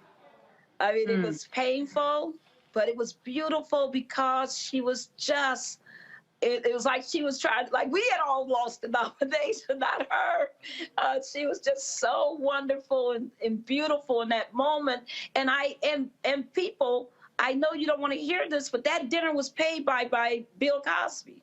He paid for that, and he paid. I don't know who doesn't want to hear it. If it's a fact, it's a fact. It's a fact, and she really. It just shows you how much she meant to so many people who understood what her leadership was, and how she actually was so magnanimous in her thinking, in her loving, and in her fighting. She was amazing. We're going to miss her. Lori, final comments. I would be remiss if I did not say to one of our newest ancestors, thank you for creating pathways that were being well-worn before I even knew for certainty that I was going to law school. To one of our newest, most vibrant, powerful ancestors, we appreciate all that you have done, and we are so graciously in anticipation of the wisdom that we now have access to because you have joined the ancestors. And so we will, in your tradition and in the tradition of all of the great activists and scholars who were truly African-centered, regardless of political affiliation or geographic location, but those who truly had the heart of African people, we are grateful for you, and it will be our life's work to carry on your legacy and to create even more opportunities and pipelines for those coming behind. Lori, Ellie, and Barbara, we surely appreciate it. Thanks a lot. Thank you so much. Thanks for doing this, Roland. Thank you very much. Absolutely. I do want to give Julian and Omakongo an opportunity to share their thoughts about Lani Guinier. Julian, you first. You know, I knew the sister not as well as Barbara or the others, but admired her tremendously, loved and appreciated her courage. And as Barbara Arnwine has said, if you look at some of the things she'd been saying about voting rights back in the 90s, there are things that we're still grappling with today. The whole issue of proportional voting, cumulative voting, these are things the right went after her about. They called her a quota queen, which was just a lie, but that was their way of besmirching her. And I still think that although many Black people, many of us actually do appreciate and admire Bill Clinton, that was one of his most cowardly acts as a president. Mm-hmm. He should have at least given her the opportunity to defend her record, to have a hearing, and he ought to be, even to this day, ashamed. It was both a personal and a political betrayal. He was at Omakongo, go ahead. No, absolutely. So for me, I can't speak anything better to the legal titan that she was. But one thing I would like to share is that I was a kid, growing up in Boston, while she was up there. And she was somebody who, for us, she was recognizable in the community. Like, she reached out to people, not just in the legal world, but just in the hood. Like, I was part of a poetry collective, called the Blackout Arts Collective, and she supported us. And when I did my first poetry book, From the Limbs of My Poetry, she wrote one of the endorsements for my book, and in terms of, and just talking about what the arts could do for people. So she was somebody who invested in young people, invested in next generations, not just in the legal world, but all throughout the community, where she saw people fighting for the betterment of our people, and by default, all people. Rest in power. Reverend Jeff Carr? Yes, indeed. Every Sunday at Infinity Fellowship, we have the distinct honor of pouring libations as part of how we open up. And pouring libations has been pretty fascinating, interesting lately. We've lost a lot of greats who have transitioned from the space of life to the space of life after life, and have left their earth suits but have joined all creations. And this past Sunday, we got to pour out for Sister Lani Guinier.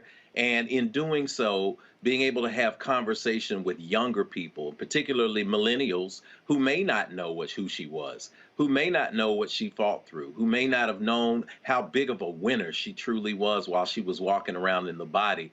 But I can say that all of the great tributes have been said today. It's important and incumbent upon all of us to focus and align on our life's purpose as well. Because with Sister Lani Guinier, she is definitely someone who walked in her life's purpose. 31 of 32 victories with the NAACP Legal Defense Fund, moving past Bill Clinton nominating her for Assistant AG and then pulling that nomination a few months later, and then the entire community standing around her, embracing her and saying, no, she is ours. She is our shining light, and we're going to continue to love her. As we continue to do that, I know that a good tree cannot bear bad fruit, or the other way around. So she has influenced generations for generations to come, and we say to her spirit, rest, rise, live, continue to shine, and so it is. Ashe. All right, then. We certainly, again, want to pay tribute to Lani Guinier. Again, died Friday, the age of 71. When we come back, one of the greatest producers, artists in music, we lost him just yesterday, at the age of 76, James Mtume. We'll talk with his two daughters, and also, of course, artist Michael Bearden, to talk about his legacy that extends far beyond, of course, the songs that he wrote and produced, all the way through present day in hip-hop. He's one of the most sampled producers. You're watching Roland Martin Unfiltered right here on the Black Star Network.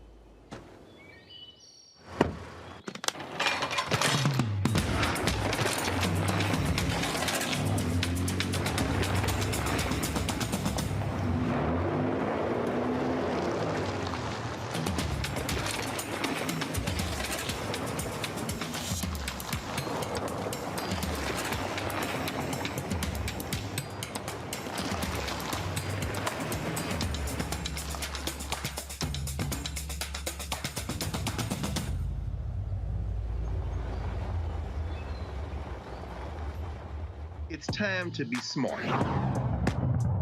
Roland Martin's doing this every day. Oh, no punching! Thank you, Roland Martin, for always giving voice to the issues. Look for Roland Martin in the whirlwind, to quote Marcus Garvey again. The video looks phenomenal, so I'm really excited to see it on my big screen. Support this man, Black media. He makes sure that our stories are told. See, this difference between Black Star Network and Black-owned media and something like CNN. I got to defer to the brilliance of Dr. Carr and to the brilliance of the Black Star Network. I am Roland with Roland all the way. Honored to be on a show that you own. A Black man owns the show. Folks, Black Star Network is here. I'm real revolutionary right now.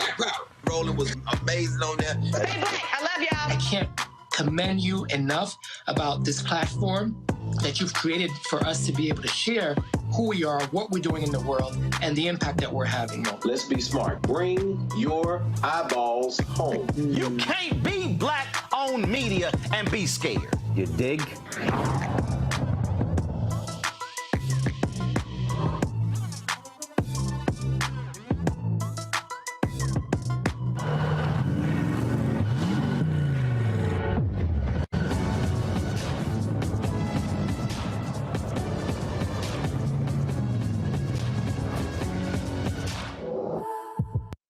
What's up, y'all? I'm Will Packard. Hello, I'm Bishop T.D.J. What up, Lana Well, and you are watching Roland Martin Unfiltered.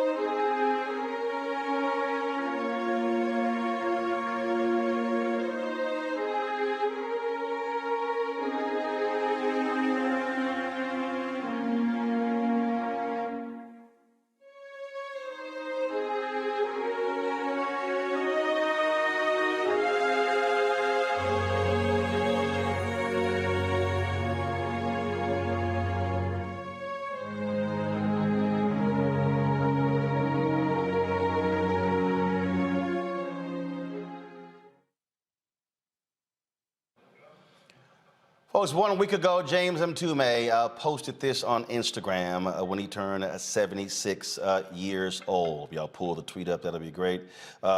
It was, again, a joyful tweet talking about, of course, him celebrating a birthday.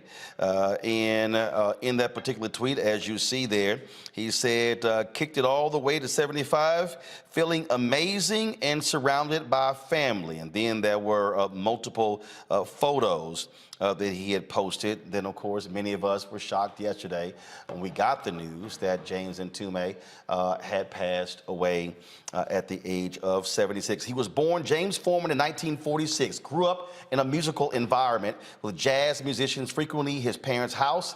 He learned to play piano and percussion despite having an athletic scholarship for swimming to Pasadena City College in 1966. He also, of course, cut his teeth as a drummer for the great Miles Davis. Mtume rose to national prominence in 1983 with the #1 hit song, Juicy Fruit. The song was eventually reworked by the Notorious B.I.G. for his debut single, Juicy, 10 years later in 1994. Folks, in addition to being a performer, he also was a writer, a producer. And of course, so many different artists and entertainers, they sampled his music. If you look at the songs that he wrote hits for just a number of other artists, Roberta Flack, Donny Hathaway. I mean, we can go on and on and on talking about, again, the life and legacy of James Mtume. Joining us right now, he had two of his daughters who join us right now. And certainly glad to have them with us, Ife and Benin. Glad to have both of you. Again, our condolences to you and your family for such a tremendous loss. Thank you for having us. You got us with that photo montage. Yes. You're doing all right. Well, it was. It's an honor. It's an honor. Thank you. It was so. I mean, obviously, when you look at that post from a week ago, he was excited to hit his 76th birthday and sharing with the world images of his family. Mm-hmm. Yes. Yeah. One. it's still a shock to all of us. We're still adjusting. It's still very fresh for all of us here. But he had a wonderful birthday. We played some videos of some of his friends that sent over some messages of well wishes. We were laughing, we were crying, thinking about old memories, listening to some of his old music. It was a wonderful day. And, you know, unfortunately, you know, we were not expecting things to happen as quickly as they did, but my father always prepared us after him. And so, you know, as a family, we're getting through. And obviously, many people have asked the question, you know, had he been ill, or did this simply just occur quite quickly in the last week? I mean, as, you know, he's had some health. Wanted to, you know, rely on that as an excuse to not do the work, and you know, it was certainly a private family matter. But you know, what happened yesterday was sudden for us, for sure. But I'll tell you this much: he was a fighter to the very end. Absolutely, absolutely. And he was surrounded by all of us, and you know, it was love, and couldn't have asked for any other way to go. You know, who else? You know, you want to be surrounded by the people that you love, your family, your children, your grandchildren, your wife. It was a beautiful moment. Obviously sad, but a beautiful moment. Yes, and we're honored to have been his children. So, thank you. You have been seeing the tributes pour in from so many people. Just share and talk about just so many people who have been impacted by his music, folks in the industry, and of course, fans. I think for me, because he's just Baba to me, you know, I know that he is the James Mtume. And through the stories people have been sharing about how my dad impacted their lives has been overwhelming. And the fact that we were able to share our father and that he was able to give so much and still be there for his kids every step of the way, no matter what. So he was always Baba first to us. A lot of people may not realize that in addition to the music, he hosted a radio show with Bob Slade there in New York. I actually was on that show several times. And so his voice was also important on community issues. Oh, yeah, very much so. I mean, you know, people do know my father for his, you know, creative work and for being a musician, but we were, you know, I don't know how many people know that my parents were Black nationalists, and we grew up on a foundation of understanding what it means to be Black in this world and understanding exactly how the world will view us and being, you know, having a front row seat to his activism. And he brought us along to rallies, and we had to watch Farrakhan. Every time he came to town. Yeah, we had to watch those. That was a family thing we had to do. Yeah, Saturday mornings you had, you know, Soul Train, and then we were going to watch something political and talk about it as a family. Absolutely. You know, him being on Open Line, you know, I think it was a pleasure for him, and certainly wonderful for us to witness as well. So he was very proud of that part of his career, and so were we, obviously. He was a son of Philadelphia as well.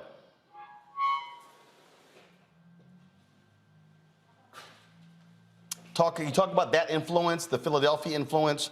Of course, we know about Gamble and Huff and so many others, and so he's in that lineage as well. Oh, yeah. I mean, first and foremost, you know, right down to our grandfather, and both of our grandfathers, you know, biologically, yes. Our grandfather is, you know, a famous jazz musician, Jimmy Heath, also from South Philly and the Heath brothers. But the grandfather that raised us was also a jazz musician, James Hengates Foreman. And, you know, so in addition to all the other musicians that you know that have come out of Philly, you know, your Questloves, your Jill Scotts, your Bilals, like there's the list goes on.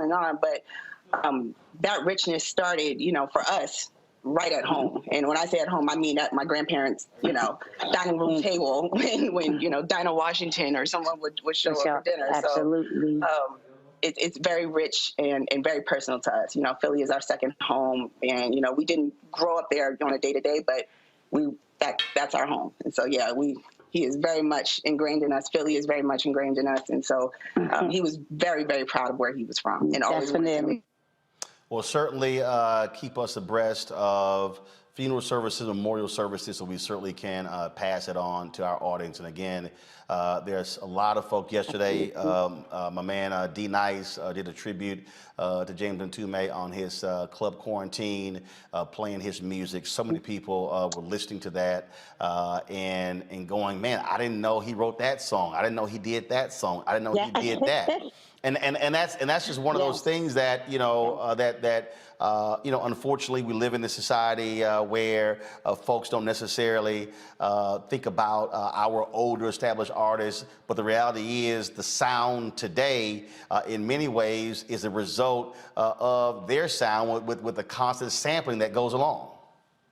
Yeah. Absolutely. Oh, absolutely. Which he was a champion for. Yeah. He always wanted to He always wanted, that's right. That's right. The music had to go on, and he was not opposed to people sampling and trying new innovative ways to build upon it. But I read somewhere that he also owned his masters. Absolutely. Very much so. So when you own, first and foremost. So when you own your masters, you don't mind being sampled because you get paid. Handle your business. That's right. That's right. Business first. That's right. That's right. All right. That's right.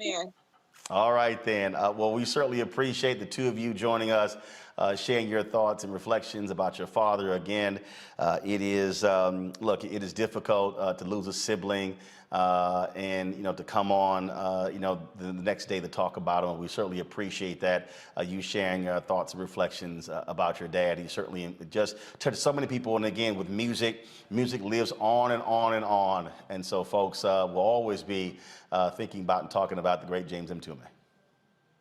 Thank you so much. Thank you for having us. Thank you, guys. Thank you very much. Now I want to turn to Michael Bearden. Michael, of course, has been involved in music for quite some time. He has worked with some of the biggest artists, Michael Jackson, Prince, and others. Michael, just give folks a perspective of how significant James Mtume is to music. Well, you just really touched on it with his daughters as far as, the new younger generation sampling his music.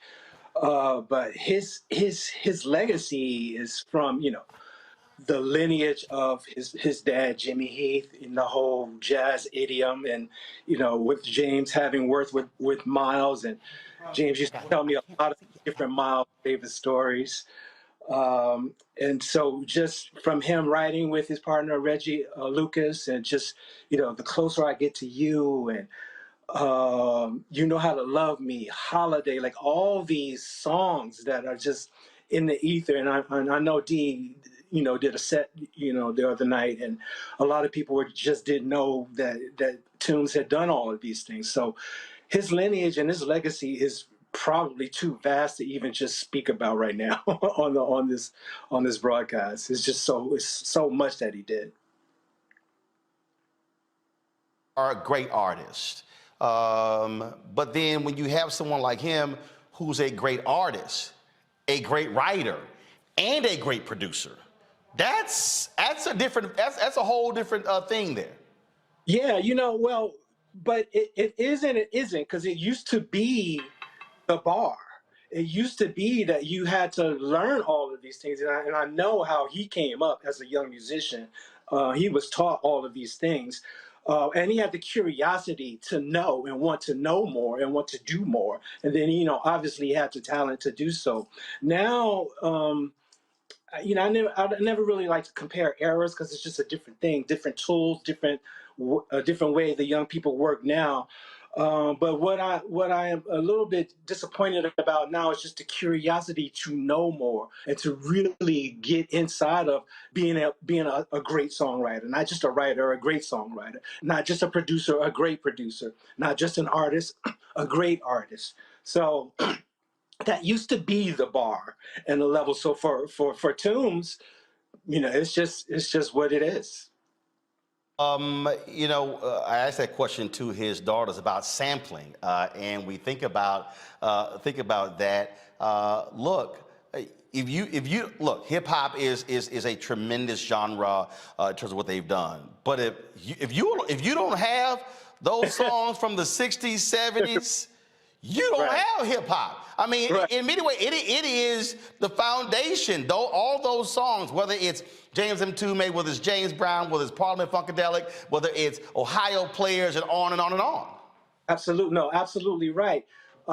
Just coming from the Bronx and playing the records, they had to have some kind of source material to start their, the parties, the incubation of hip hop, and they found that in these old records. And the way you get to the records is you become a musician and you create out of nothing these records into something. And so, but when I used to have conversations with Toombs about this, and for besides the obvious reason of getting paid, when they sample your stuff, he really looked at it as a way for the young people to discover something that didn't, was living, not nostalgic, not museum-like. It was living, and they were doing it in a way to remix, for lack of a better word, or just to, reintroduce the source material to some of these young artists and people who weren't born when we were, and who didn't pick up an instrument when we did. So he never really looked down upon that. But you're right, like there would not be hip hop without the source of where all this music came from. Absolutely. Michael Bearden, always a pleasure to have you, my brother. I always love talking to you, Roland. Thanks a bunch. I do want to ask Benini and Ife, I want to ask him this. You talk about your grandfather, but also what did your dad say what it was like to work with and study under the master Miles Davis? Oh my goodness. I'm quite sure he had a few Miles Davis stories. Tons of them. He had tons of them.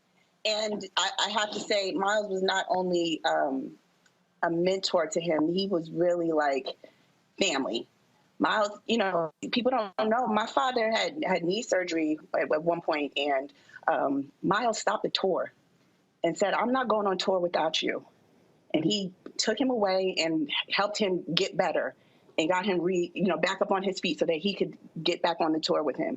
That's how tight they were. Wow. He took him to his home in Brooklyn. And as a matter of fact, there is a song that they recorded. And when they were finished recording the song, Miles turned to my father and asked him, "How do you spell your daughter's name?"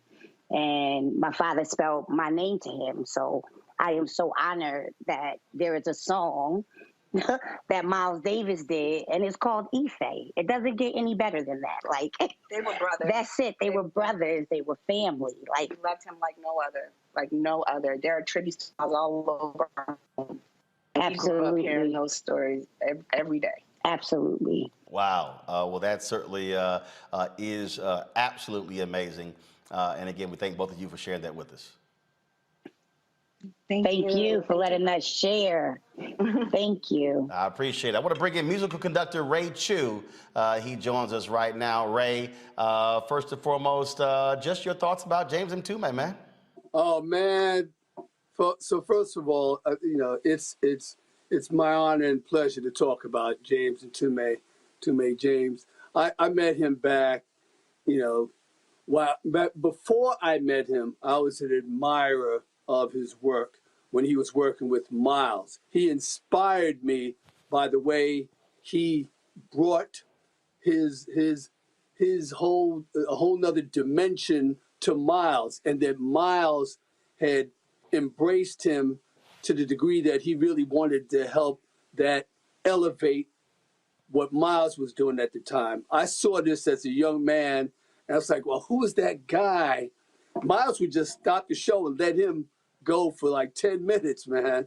And it was just incredible to watch. And when I met him years later, just hearing his voice and he was an activist.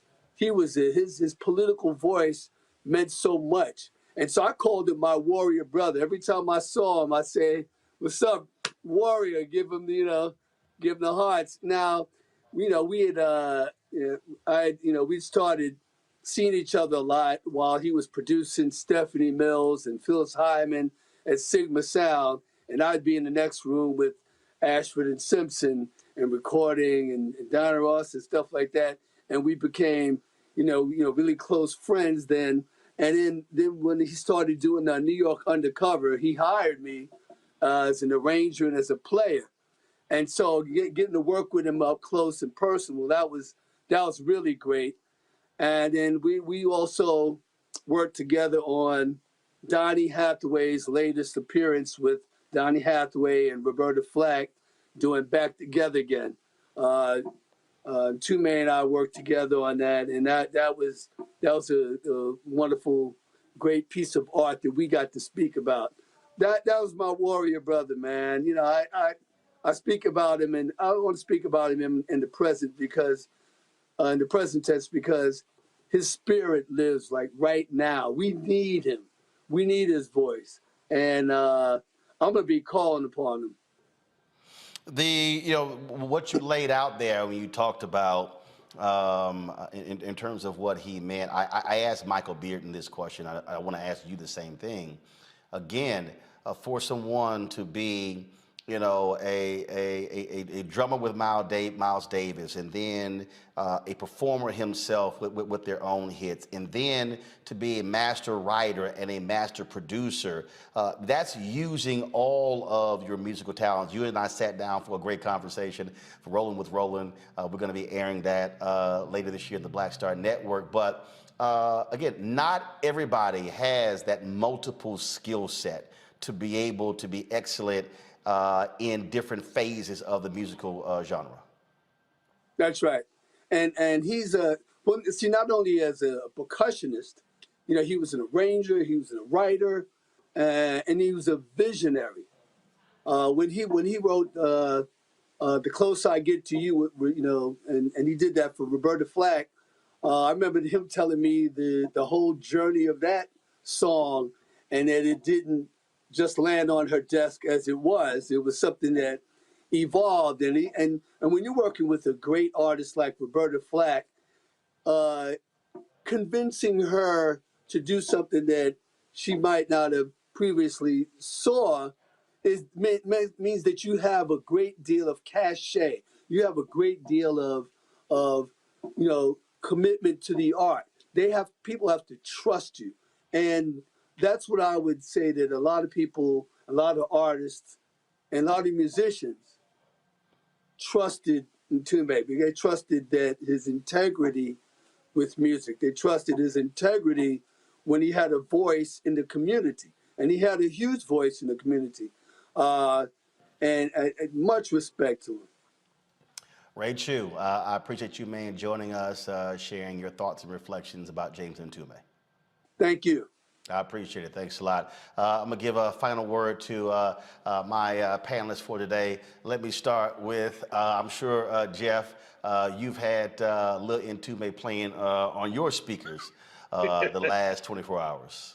Man, my wife and I did yoga together today, and we were laying out in the final position, and one of the great 1984 Mtume hits came on.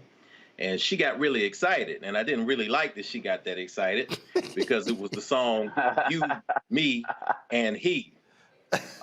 And on the Google playlist, they actually have a polygamy mix of that song, of all things. I said, wait a minute, okay, baby, now I love this, but let's analyze this a little bit and see where this is, where this is, because I remember that. And when you're talking about a great like Mtume, you're talking about somebody who also has a scholarly background. You find that he was studying on the West Coast under someone who was on the show 3 weeks ago, Malana Karenga. He was working in the early days of the development of Kawaida, this philosophy, if you will, that produced what we call Kwanzaa now. So we're not talking about a lightweight brother here who's just a talented musician or even a talented drummer. It's important to point out that he was also a percussionist. When you deal with a percussionist, that is someone who is speaking a different language using every available means.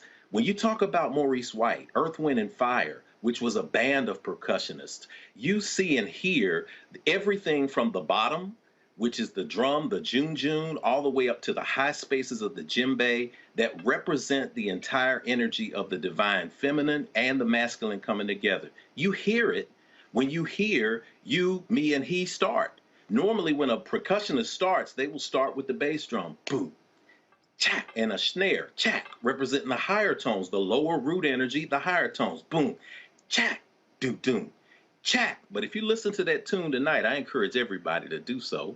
When you listen to it, there is a low tenor drum. That is the second beat. So when you hear that, you hear low masculine energy, doom, chak, doom, choom. Two male forces with the top being the hi-hat, doom, chak, do, do, chak, do. So you hear these two low masculine energies come in. And then the song begins, and it's a song about a woman who is dealing with two masculine energies and torn between. So you begin to see all of this, and you hear all of this in the tones that are there. You hear the difference between the Roberta Flack and Donny Hathaway energy in the 1977 version that he produced and he put out there with Reggie Lucas. You hear the energy in the light spaces with Roberta Flack with her voice coming in, and when it starts with the CP60 piano and that little bell, ding, ding, ding, ding, ding, really soft, really gentle.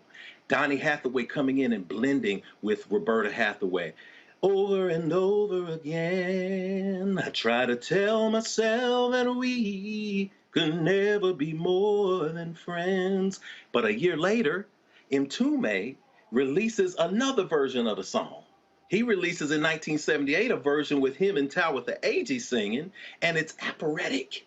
And you see the rumble at the beginning of the song, and you hear that do, do, do, and then everything starts to feel out. And then she comes in with an operatic version of it. Closer I get to you, more of the vibrato. And then he comes in, and it's a percussive sound. It's not smooth like Donny Hathaway. It's strong. Over and over again, I try to tell myself that we could never be more than friends. You hear that strong bottom strength. So when you hear Mtume and you go through his music, you hear the cacophony, the symphony of Black excellence. You hear the symphony of humanity. You hear the chakras of the body moving from the root to the crown. And that is the gift that this massive intellect has given us. And we can say that we are grateful for that gift. It lives on in generations, from Biggie Smalls' music to everything else that has been sampled. And in the most important way, he was able to balance something that many artists for generations have not been able to balance. And we give thanks for him, as Sister Benin, Sister Ife has said. In the end, he can also just be Baba. Ashe, my brother. Ashe. I don't know, Julian and Omakongo. I don't know if y'all want to follow that, but one of y'all go ahead. Well, we cannot follow Brother Carr. I'm not going to pretend to try to sing on the air or do anything like that. But what I want to say is that these Benin and Ife, we are grateful to you for sharing your dad and sharing your recollections with us. More importantly, I think that when I saw the pictures of you two young ladies as baby girls, the smile that came to my face was about the bond between fathers and daughters. And y'all clearly had that bond. And it's really important because in our community, all too often, we don't talk about the relationship between fathers and daughters. And we don't talk about that. We leave something out. Single moms are single moms because they are. My mom raised 5 kids by herself, and I bless her for that. And my dad wasn't in the picture. So I have a little bit of envy for y'all, but I also think from a policy perspective, what we really have to talk about is lifting Black dads up more. A few weeks ago, Roland, we had the King Richard film, and we talked about Richard Williams and the relationships he had with his daughters. And I'm looking at Brother Mtume and thinking about the relationship that he had. They would not have been able to speak so lovingly had there not been such a tremendous and amazing bond. And so he lives on through the sampling, but he also lives on through them. Sisters, I'm grateful to you. Thank you for sharing your dad. Omakongo. Thank you. I want to continue in that light to you, Sisters Benin and Ife, as somebody who's raising two daughters now who are teenagers, 15 and 13, and a 7-year-old son. If I can have them, when my time is up, say like 10% of what you said, about your dad, I will know that I have lived a life well lived, because it's all about them and helping them be their best selves. So I appreciate everything you've had to say. As a musician myself, part of the hip hop generation, I definitely would be, freestyling the juicy. I'll be playing it tomorrow morning in our yoga studios. I teach Pilates classes, so I'm gonna play that tomorrow. But Nice. I think what was just most definitely, what was beautiful about it is how his work is timeless and connects to future generations. It has to be beautiful to know that your dad's work is going to live on forever.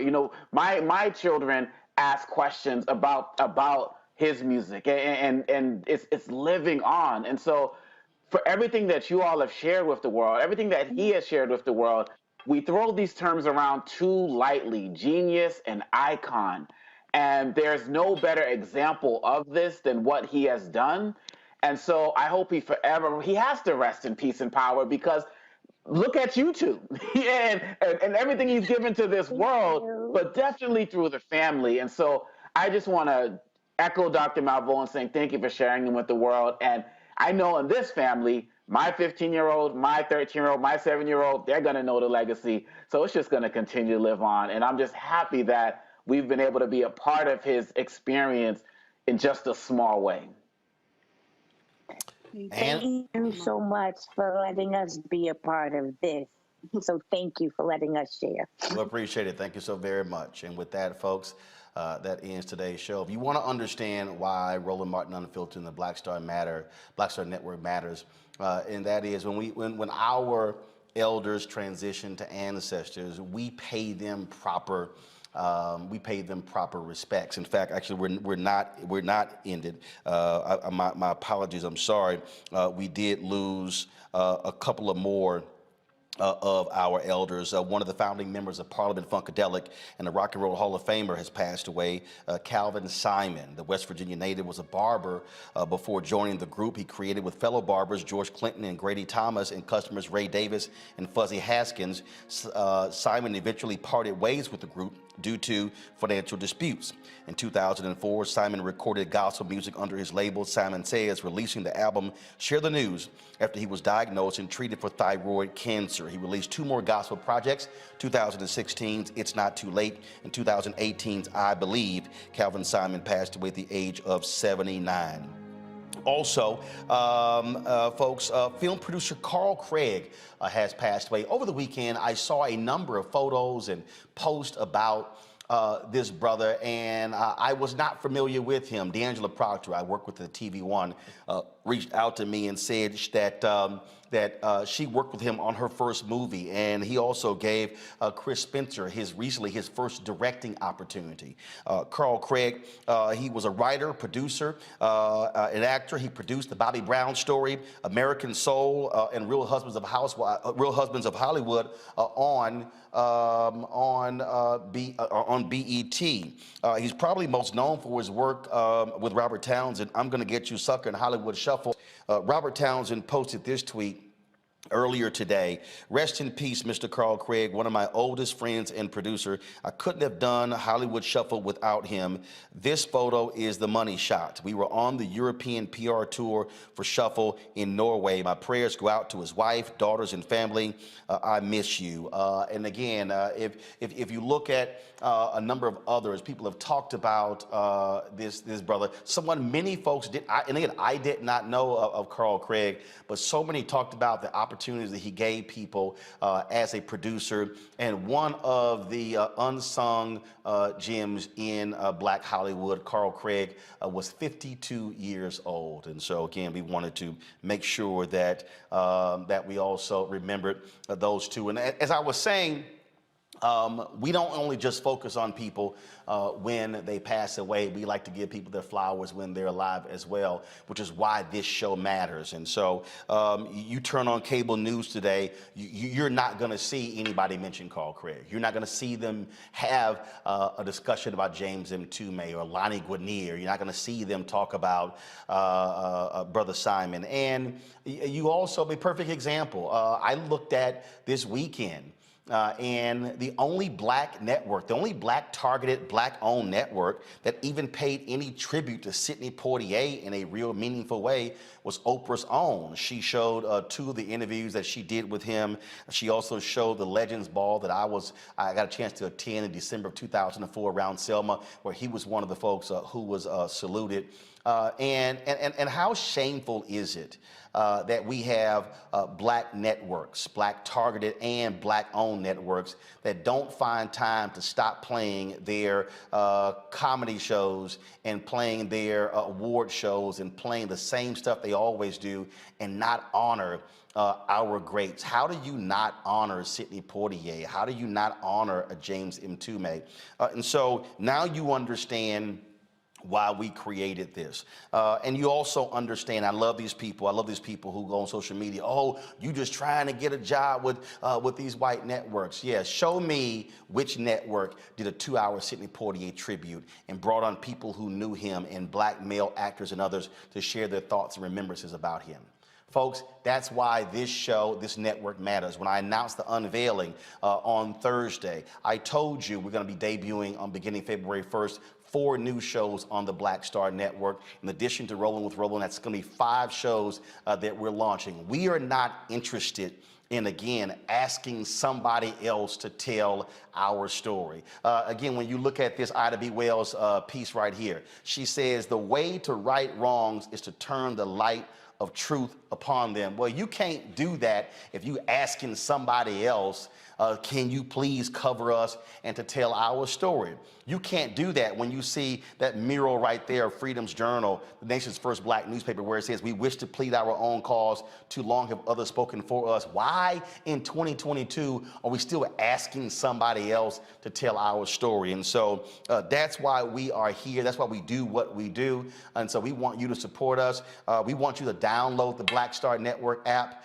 We want you to tell your friends. We've already surpassed 25,000 downloads. We now want to hit the next milestone is 50,000 downloads. And then we want to go to 75,000, then 100,000. And so Apple phone, Android phone, Apple TV, Android TV, Roku, Samsung, Smart TV, Amazon Fire Stick, also the Xbox. You can download our app on all of those platforms. You can see our interviews with Reverend Dr. James Lawson and Richard Lawson, and you can see the Fred Gray interview. All these things are on the app as well. We also want you to support us financially. The reality is we don't get the amount of money that MSNBC and CNN, they get 6, 7, 800 million, $1 billion in advertising. We don't get that. So your dollars matter. The support that you give matters as well. And so please join our Bring the Funk fan club, where every dollar you give goes to support this show, support our travel, support our staff, allows us to buy more equipment, buy more lights and more cameras and things along those lines. And so Cash App is $RM Unfiltered. PayPal is R Martin Unfiltered. Venmo is RM Unfiltered. Zelle is Roland at RolandSMartin.com. Roland at RolandMartinUnfiltered.com. Don't forget, when you give on YouTube, we're only getting 55% of what you give. They're getting 45%. So we ask you to actually give to us directly via those platforms as well. And so we appreciate our panelists. Jeff Carr, thank you for being here. Julian Malveaux, Makongo, thank you so very much for sharing your thoughts and remembrances. I want to thank all of our guests today as well. We will have live coverage tomorrow of President Biden, Vice President Kamala Harris's speeches in Atlanta. We'll have full analysis of what they had to say right here on Roland Martin Unfiltered. So you want to stay tuned. Turn your live notifications on Facebook, on YouTube, and on the Black Star Network. So when we go live, it pops up on your phone. You can actually see the new content that we have as well. If you missed our Sidney Poitier tribute, you can go to the Black Star Network app, go to our YouTube channel. You can see that 2-hour program. We're going to be live streaming also. We'll be separating the Lani Guinier tribute and the James Mtume tribute as well, and then pushing that out to our platforms as well. Look, I told y'all, it's a whole bunch of haters out here, and they out here. They tweeting, they posting all kind of stuff. They dogging me, but I told y'all, we don't worry about haters. All we do is keep stepping over haters, and we love for them to keep hating, because as the Bible says, the God will simply prepare a table in the presence of thy enemies. It's driving our haters crazy that we debuted this new studio. It's driving them crazy that we are still here 3 years after launching, when all these haters, a lot of them black, was saying, y'all ain't gonna survive. You're not gonna be able to get anybody to watch. You going broke. We still here. We still here. And so we're going to continue to be here. We got some great stuff lined up, and we can't wait to unveil more stuff for you to be able to see. And so again, folks, we appreciate all that y'all do. Thanks a lot. And I'll see you tomorrow right here on Roland Martin Unfiltered and the Black Star Network. Y'all like the outfit from Ghana? And also the Nagast shoes. I got the Nagast tennis shoes over here, the red, black, and green. All right, y'all. I'll see y'all tomorrow. Ho!